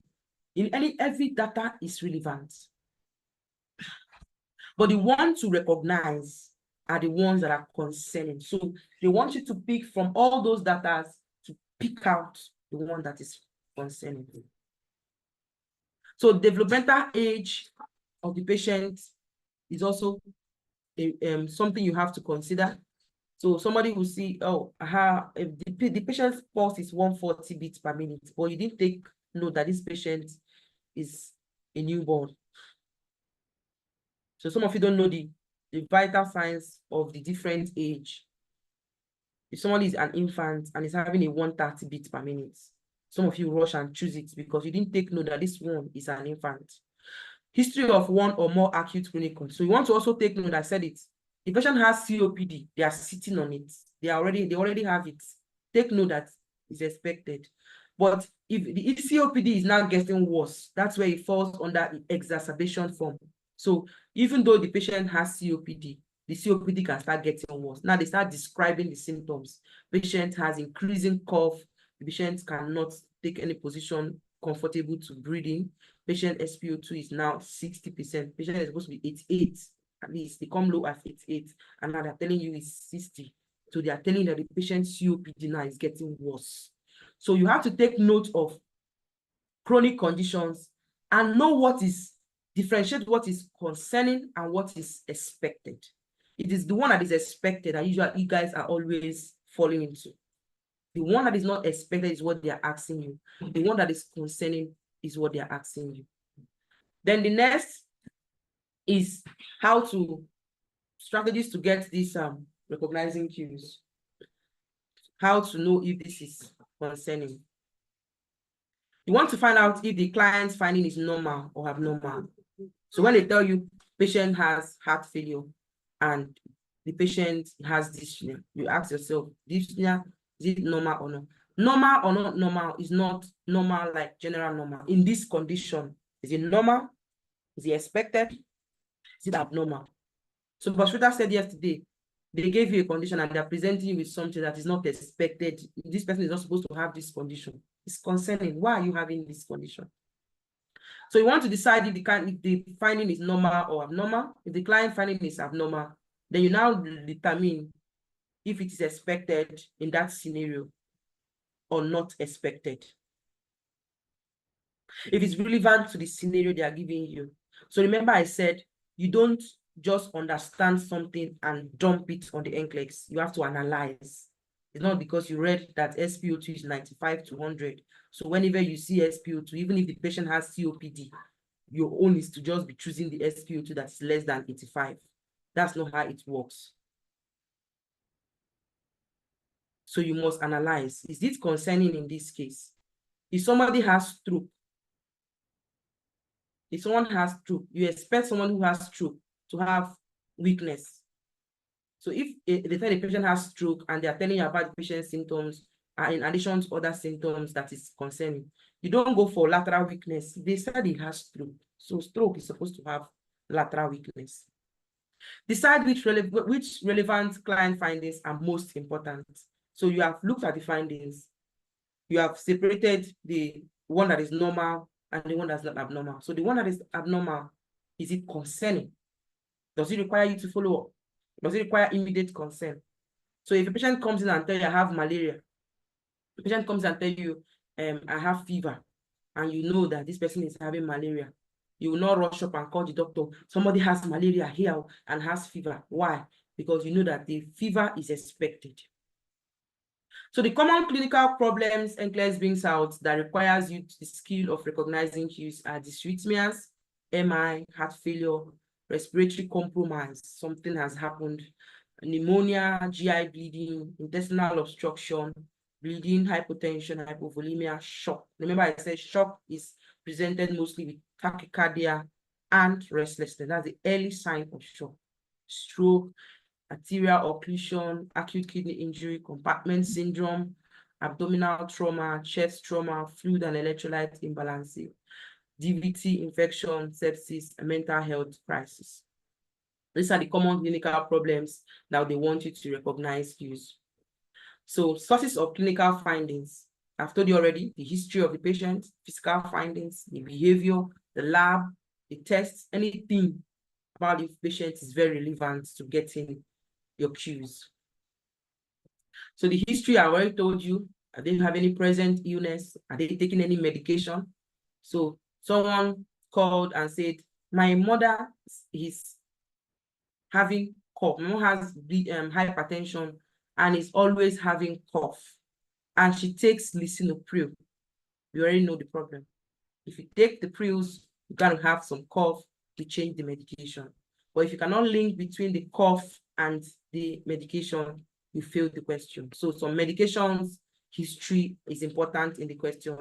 Allergy history, vital signs, breath sounds. You must know physical assessment. You must go to Sounders, go and read physical assessment from head to toe.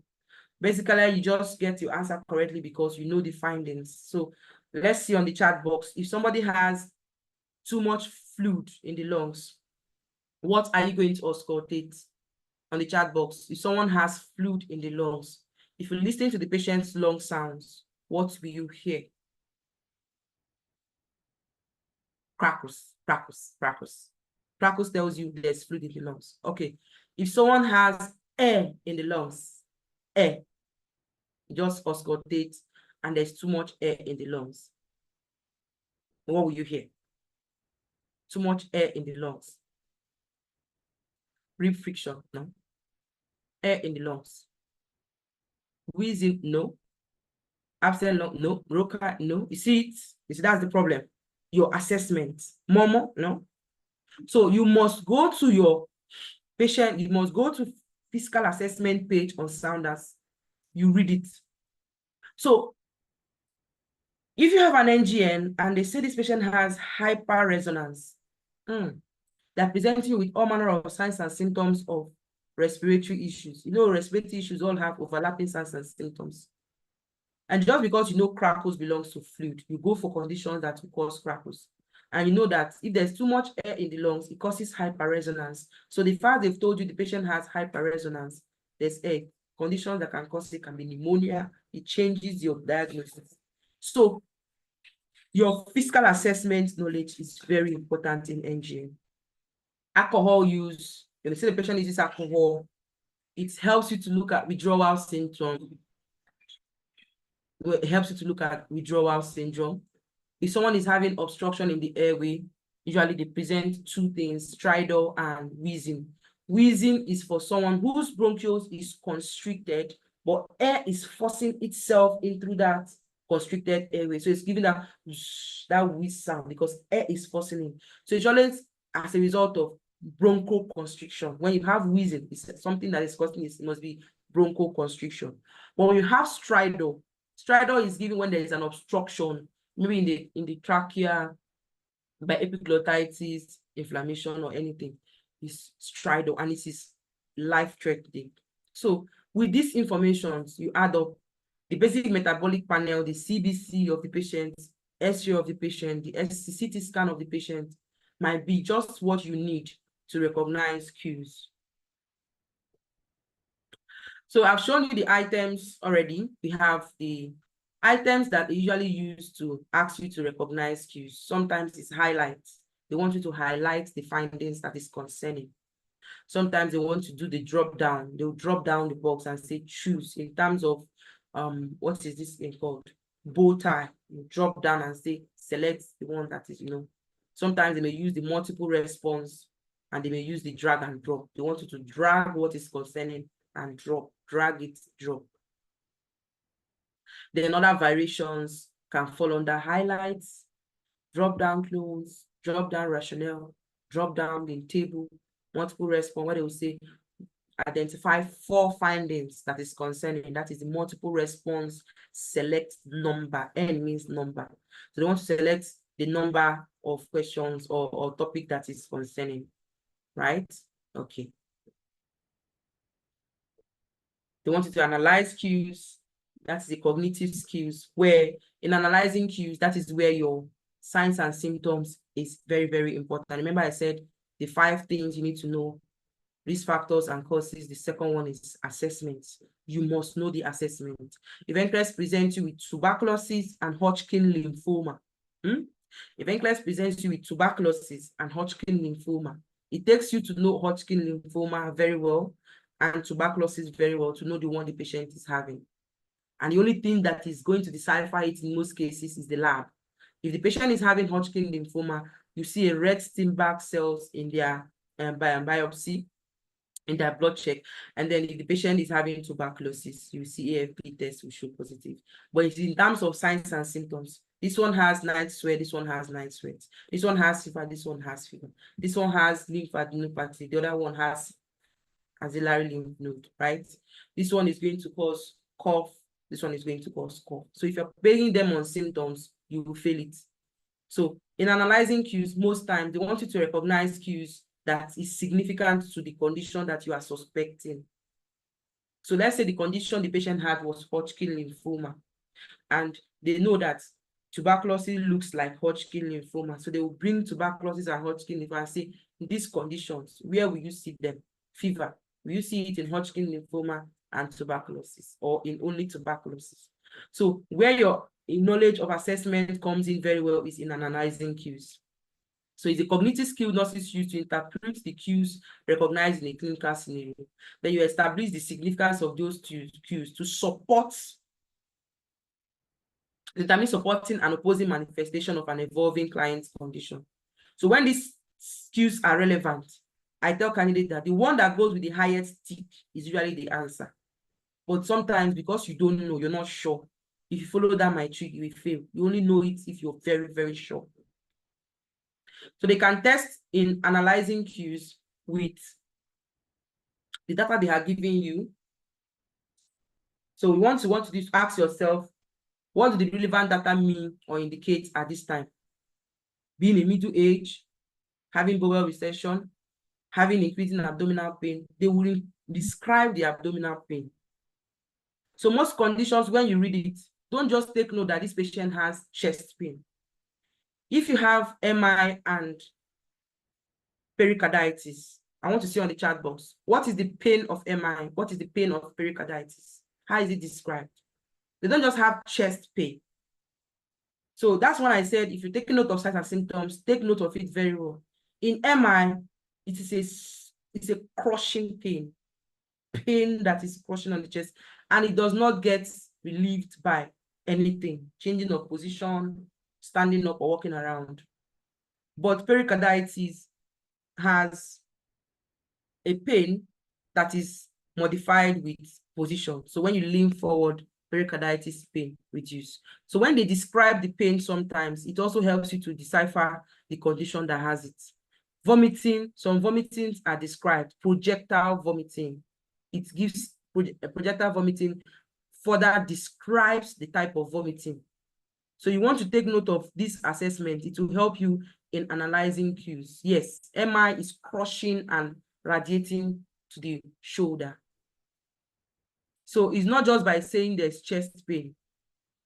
Like in pulmonary embolism, there's dyspnea, but the dyspnea is described as sudden dyspnea. That's what this differentiates it from dyspnea. Sudden, it just happens immediately. So if the dyspnea is not sudden, it takes you away from pulmonary embolism.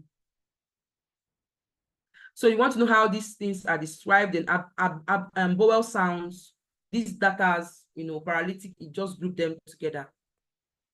So when you have paralytic illus, for example, you see it's consistent with the data of absent bowel sound, not hypoactive bowel sound.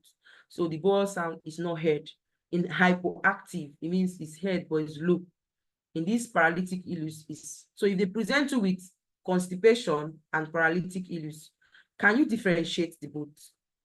Because you know that paralytic illus is absent, constipation is hypo, every other thing is almost the same thing. So they look at conditions that have the same signs and symptoms. They want you to always analyze the cues. So to analyze cues, you examine the data that is relevant, the one that is expected or unexpected. Client condition, link it and connect it to the findings.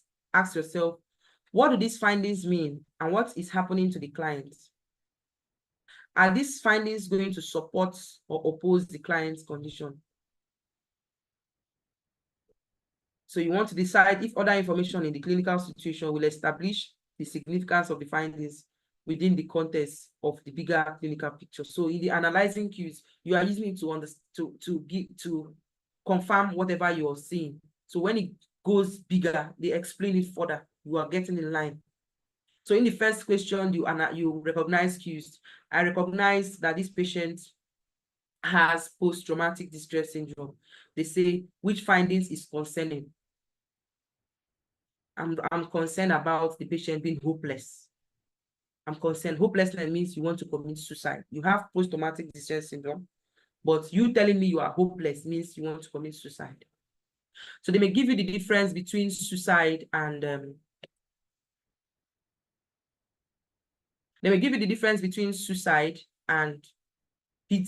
post-traumatic distress syndrome and depression. They'll now tell you to analyze the difference, the cues. So in prioritizing hypotheses, I'm just going to wrap it up. They want you to prioritize the one you go for. Let's assume the patient has a condition that is going to cause dehydration. As somebody said up. So let's say the person is going to compare, the person has a condition and that condition is causing the patient to have hypovolemia, and the hypovolemia is presenting as hypotension. The patient has hypotension, and the patient also has hyperglycemia. There is hypotension, there is hyperglycemia in the same condition of one patient. Which one will you prioritize? If you're suspecting of dehydration, you're suspecting them of having dehydration, because hypothesis means it's not confirmed yet. You are suspecting this is dehydration. This patient has this condition, and this condition will cause the patient dehydration and hyperglycemia. NCLEX wants you to know which one will you prioritize. I'll prioritize to take care of hyperglycemia. I'll prioritize to take care of dehydration, something like that. So you prioritize what you're suspecting in the patient's condition. Then you want to now go into create generating solutions. Remember, I said nobody fails generating. I've not seen anybody that fails generating solutions, because by the time you get to that prioritizing hypothesis, they will have told you what the patient's condition is. So if you got it wrongly from the beginning, you start taking correction here. So in generating solutions, should we give the patient fluid? Every nurse will agree to give fluid. Every nurse will agree to do vital signs. Every nurse will agree to turn the patient. So generating solution is usually easy. By the time you get to number 3, the patient's condition has already been spelled out. So you start generating solutions for the patient. But the solution is going to be related to the patient's condition. So let's say the patient has heart failure, and they're asking you if the patient needs to go for echocardiogram. And because you see heart and you see echo, you will choose it, generate solution that is not relevant. So sometimes they will put irrelevant solutions and people will just be clicking on it. So the solutions must be relevant to the condition the patient is having. It must be potentially or immediately going to be used to manage the patient. So if echocardiogram is not going to come in the picture of managing the patient, don't just choose it because echo is related to heart. If ECG is going to be used to manage this patient, choose ECG. Then taking action. You've seen the doctor write out different interventions for this patient. We'll give them fluid, we'll go for ECG, we'll give them digoxin, this, that. Then they want you to take action. Take action means, okay, which action should you do now? No. Nurse, you give fluid now or you give digoxin? Will you give the vasopressin or you give fluid? So let's say the patient has diabetes insipidus, and diabetes insipidus is coming down with presenting with severe dehydration, and they want you to know the doctor has said give the patient normal saline. So let's see what you go for now. Your patient has diabetes insipidus, is very, very dehydrated. They've presented the whole sign, dry mucous membrane, tinting of the skin, and the doctor says give the patient normal saline and give the patient vasopressin. So vasopressin is the medication that will treat diabetes insipidus. The medication will treat it. The fluid will solve the dehydration. So as a nurse, which action will you take? Will you give the patient vasopressin or you give the patient normal saline? Will you give them normal saline or vasopressin? That's taking action. Which one will you take? Which one will you do? Which one will you prioritize to do as a nurse? Which one will you do? That's where taking action comes in as a nurse. They will tell you 4 things the nurse should do for this patient, 3 things the nurse should do. So ask yourself, what action should I take now? So before you take action, you have to consider what is relevant in that scenario. It's not about I have read. You now come and dump what you have read on the NCLEX. Analyze the scenario that we have been given to, and it to be answered. So let's say in this case now you choose normal saline. You get to another scenario. The patient is not dehydrated. The patient just have diabetes insipidus. They did not tell you dry mucous membrane or anything. The patient just has diabetes insipidus, and they say the patient is just urinating. He's just urinating. The answer cannot be normal saline. You give the patient the drug. So you always analyze your scenario. It is very important. And then evaluating outcome, which is the last one. If I have done all my intervention skills, I have implemented a lot of intervention for this patient. I need to know if this thing helped. Did it help my patient? So if the patient was having weight of 25 kg added to their normal weight in heart failure, now the 25 kg extra weight is gone. It means they did well. If the patient is now breathing well, it means heart failure was, treated. If the patient is no more complaining of increasing dyspnea, I'm evaluating outcome, which involves looking back and making your revision. Or in some cases, the patient did not do well, so you start making modification. So in evaluating outcome, NCLEX will want you to know what worked and what didn't work. What would the patient say? And you know that they did not get the expected treatment they should get. So it involves examining outcomes, measuring the client's progress, all the things you've been doing. Have they met the expected outcomes of the plan? Clear? So it's just like those our nursing diagnosis we used to do in the ward. Patient will gain 2 meals of, patient will eat 300 meals of fluid. Then at the end, they will now tell you evaluate. Patient was able to eat 3 meals, right? That's what evaluating outcomes means. So the skill involves revising what you have done, the clinical scenario, examine the application of the cognitive skills of recognizing cues, analyzing cues, prioritizing hypotheses, and generating solution and action. Then you now evaluate the outcomes. So the best way to make that determination is to compare what the desired or expected outcome is with what the current finding is. So they will tell you the patient was having a pain of 8 in the beginning. Now the pain is 2. So the expected outcome is that there was reduction in pain. The pain has been reduced. So there's reduction in pain. So you want to focus on going back to read what they said in the assessment and what they are saying now in this current assessment. You ask yourself, what else needs to be done and what needs to change to meet that expected outcome?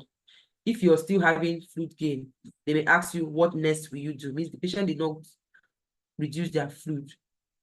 That means you need to take further action. So you want to know in expected outcomes if the goal has been met or partially met. So most candidates get this one correctly. You don't fail this one. You will definitely get it correctly because you've already understood what you've been doing since. So in conclusion, in NGN, you want to make sure that you pay attention to those 5 things I told you, the 5 steps to making sure that your NGN is in check. Make sure you get them. And then to make good clinical judgments that the NCLEX expects you, you must test the 6 clinical judgment skills.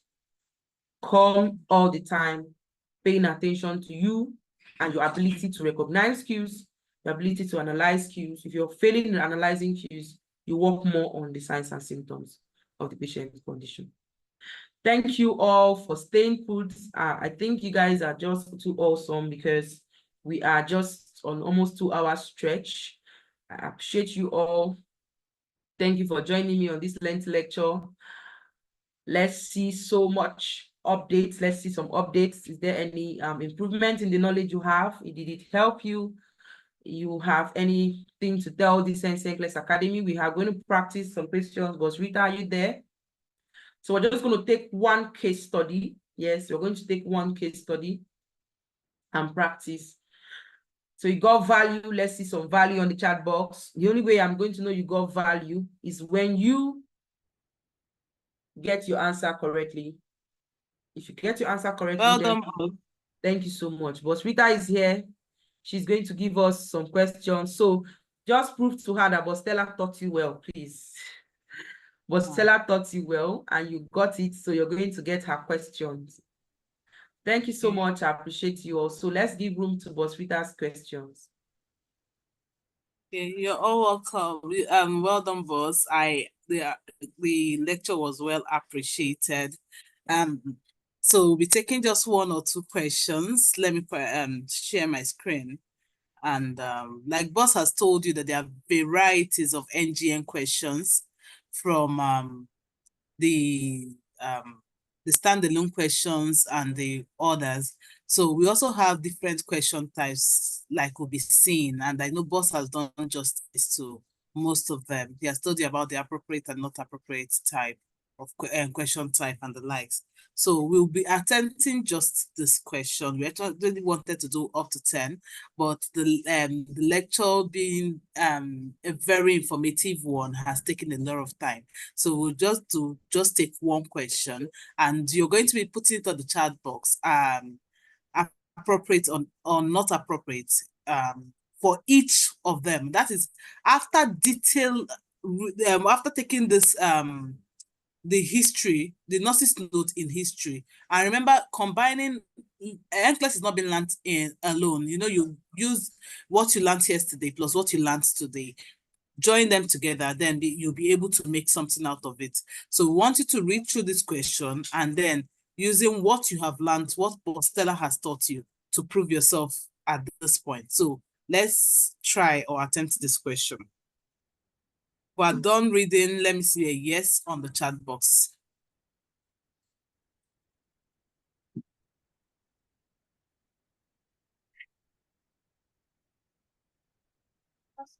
Thank you, Ighodala. Thank you, Lucy. Yes, that's just 2 yeses. 3 yes. Nene, thank you. Joy Obi, that's beautiful. Okay, let's give a minute more for others to read it up.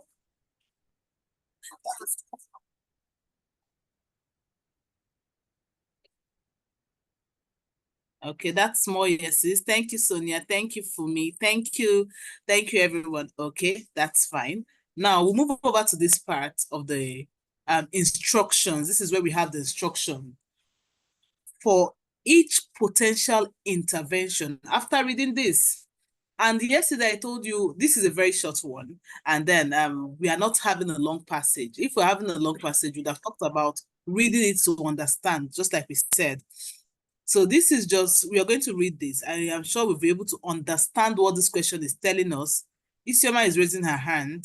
So we understand what this question is telling us. Then we'll just take, we'll now attempt this.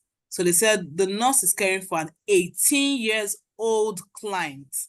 The nurse is caring for an 18 years. That is what we talk about, picking out details. What does this have to tell us? This has to tell us that this is a teenager, and there are peculiarities of teenagers which you must put at the back of your mind while trying to attempt this question. So report suicide ideation, self-harm thoughts of courting, and series of unstable relationships.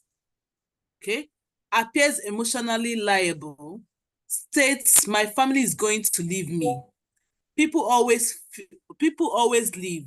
No one would ever love someone like me. History of splitting behaviors and impulsivity is also there. So when you're reading this, you're already noting, you're picking up the suicidal ideation, self-harm thought of cutting. Okay, you're thinking about what this patient could be going through. You're trying to understand what this is going to. What are we thinking about? So in order to appreciate what Bostella has told us now, I want to be sure, to prove me right, that Bostella has given you a whole lot of fire already. So we want to now attempt our question. For each potential intervention, click to specify whether the intervention is appropriate or not appropriate for the care of this person you have read about. Okay, so now the first potential intervention is perform frequent safety checks. So is it appropriate or not appropriate? Let me see that on the chat box.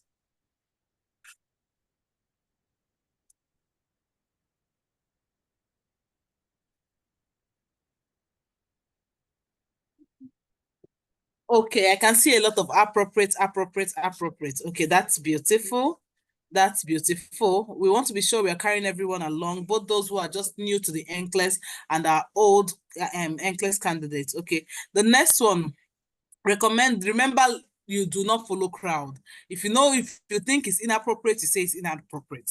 Okay, recommend that the client attend assertive attend assertiveness training. Okay, is it recommended for this client you have just read about or not? Remember, you have to read meaning to each and every word that is written there. Inappropriate. Okay, not appropriate.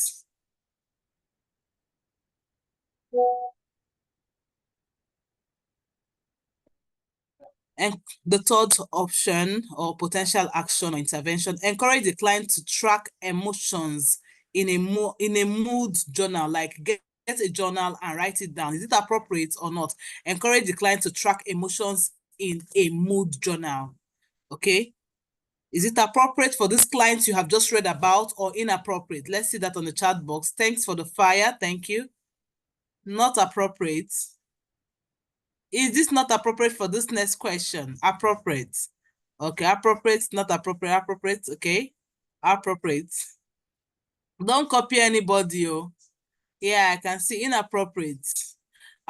We are short of time. If not, I would have really love to hear and know why it's not appropriate to some people or appropriate to some people. So let's go with the appropriate, since we have majority as saying appropriate, okay. Now, next question, next potential intervention. Inform the client about consequences of unacceptable behaviors. Appropriate or not appropriate? Okay. Thank you. Some people are really on fire. Thank you, Manfumi. Thank you, Nene. Appropriate, not appropriate, appropriate. Okay, let's see. Look at it, reason in line with the option given, with the potential intervention, and remember never to forget your history or what you found out on your notice notes. So with this patient, would you want to do this? That's what you're asking yourself. Inform the client about the consequences of the for unacceptable behavior. So we have a lot of appropriate. So let's just go with that. Then that is, if you want to understand better most of this, you come to the academy and we'll put you through the one-on-ones and other classes. Okay. Assign the client's preferred staff member to care for the client each day. Okay, that's the next potential intervention. Is that appropriate or not appropriate? Okay. Assign the client's preferred staff member to care for the client each day. Is that appropriate or inappropriate? Okay, we are seeing a lot. Not appropriate, not appropriate, appropriate, appropriate. Okay. Appropriate, not appropriate. I wish we have enough time. I think we are having a tie here. Not appropriate, appropriate. Okay. So next, inappropriate, inappropriate. Okay. So instruct staff members to consistently enforce unit rules and expectations. Appropriate, not appropriate. Inappropriate, not appropriate. Appropriate. Okay. Appropriate. Now, this is where we still have a whole lot to learn, but Stella still has a whole lot to dish out, because with this not appropriate, there are a lot of things we need to talk about to help you streamline why it is appropriate or why it is inappropriate. Okay, and which you cannot do today because we've gone into, we've eaten deeply into the time. Okay, so let's just go with if I should go anyway, let's just go with any of the answers. So we have a lot to do. So we'll submit this and we'll see how much we have failed and the reasons why we have failed that. And that is where you know the importance of your rationale. Okay, that's where you know the importance of your rationale. Your rationale will now tell you why each of them is correct, why appropriate is correct, why inappropriate is correct with any of them. Okay, so we'll submit, instruct staff member to okay, so we got all of the above. So we got all the answers correctly. Both those that were giving us appropriate, those that were giving us inappropriate answers, we just did this. Okay, we subsequent times, if we would have, I don't know, Bostella and the others, and we will go through it to see if these free classes will continue, if there are topics you want us to have, we'll be doing that. Okay, thank you very, very much for being here. We have a whole lot of questions. We have the bow tie questions, and we cannot touch them today because of due to time. So we'll be ending here. So I'll be giving the Bostella the opportunity to give us, say the closing remark. Thank you very much. Boss Stella, are you there?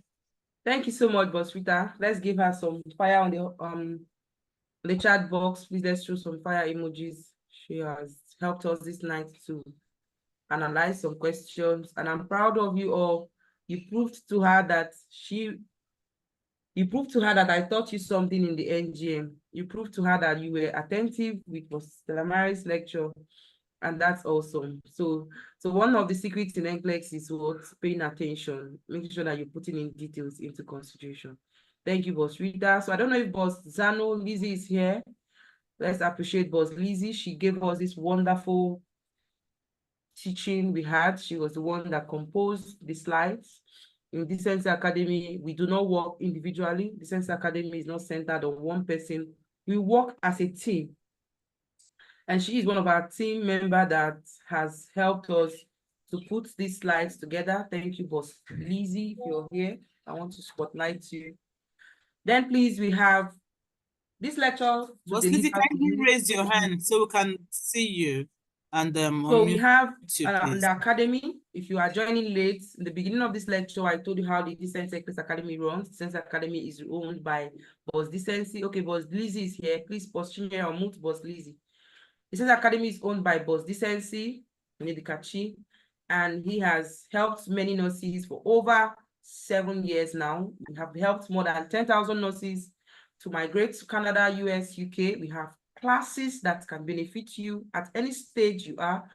This free class is vetted by the virtual class, which we are into. If you like visual classes like this, seeing the slides, listening to it over and over, you can subscribe to our virtual class.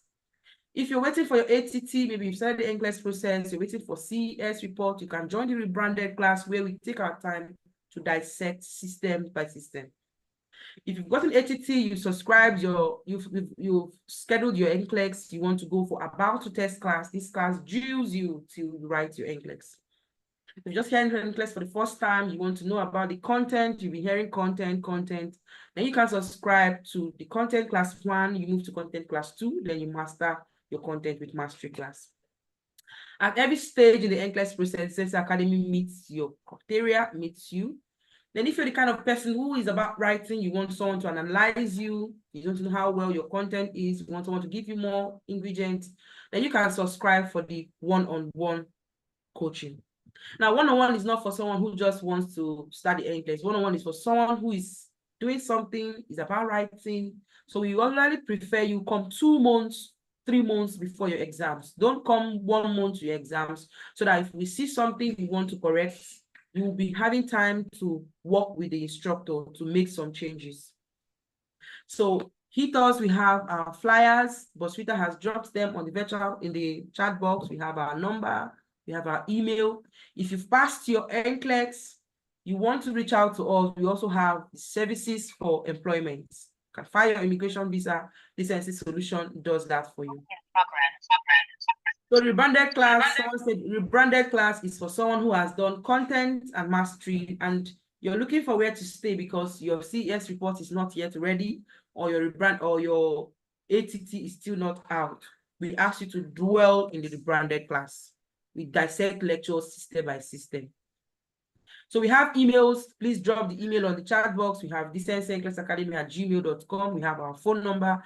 You can reach out to us on our official number. If you have any official information, please go through the number. And then if you want to start for any of the classes, please do. We have our social media handle where we form a community.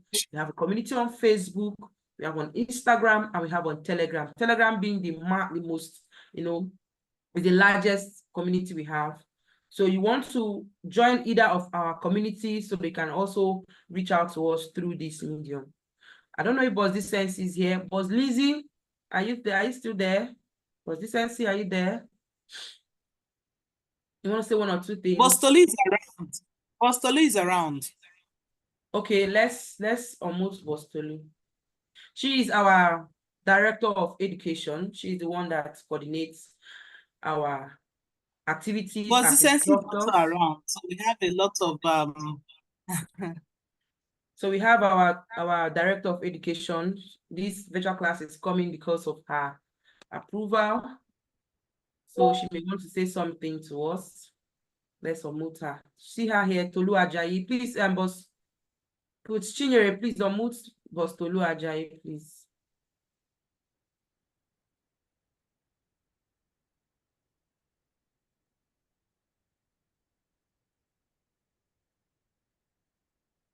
I didn't think she's here. Let me take off the host. Okay.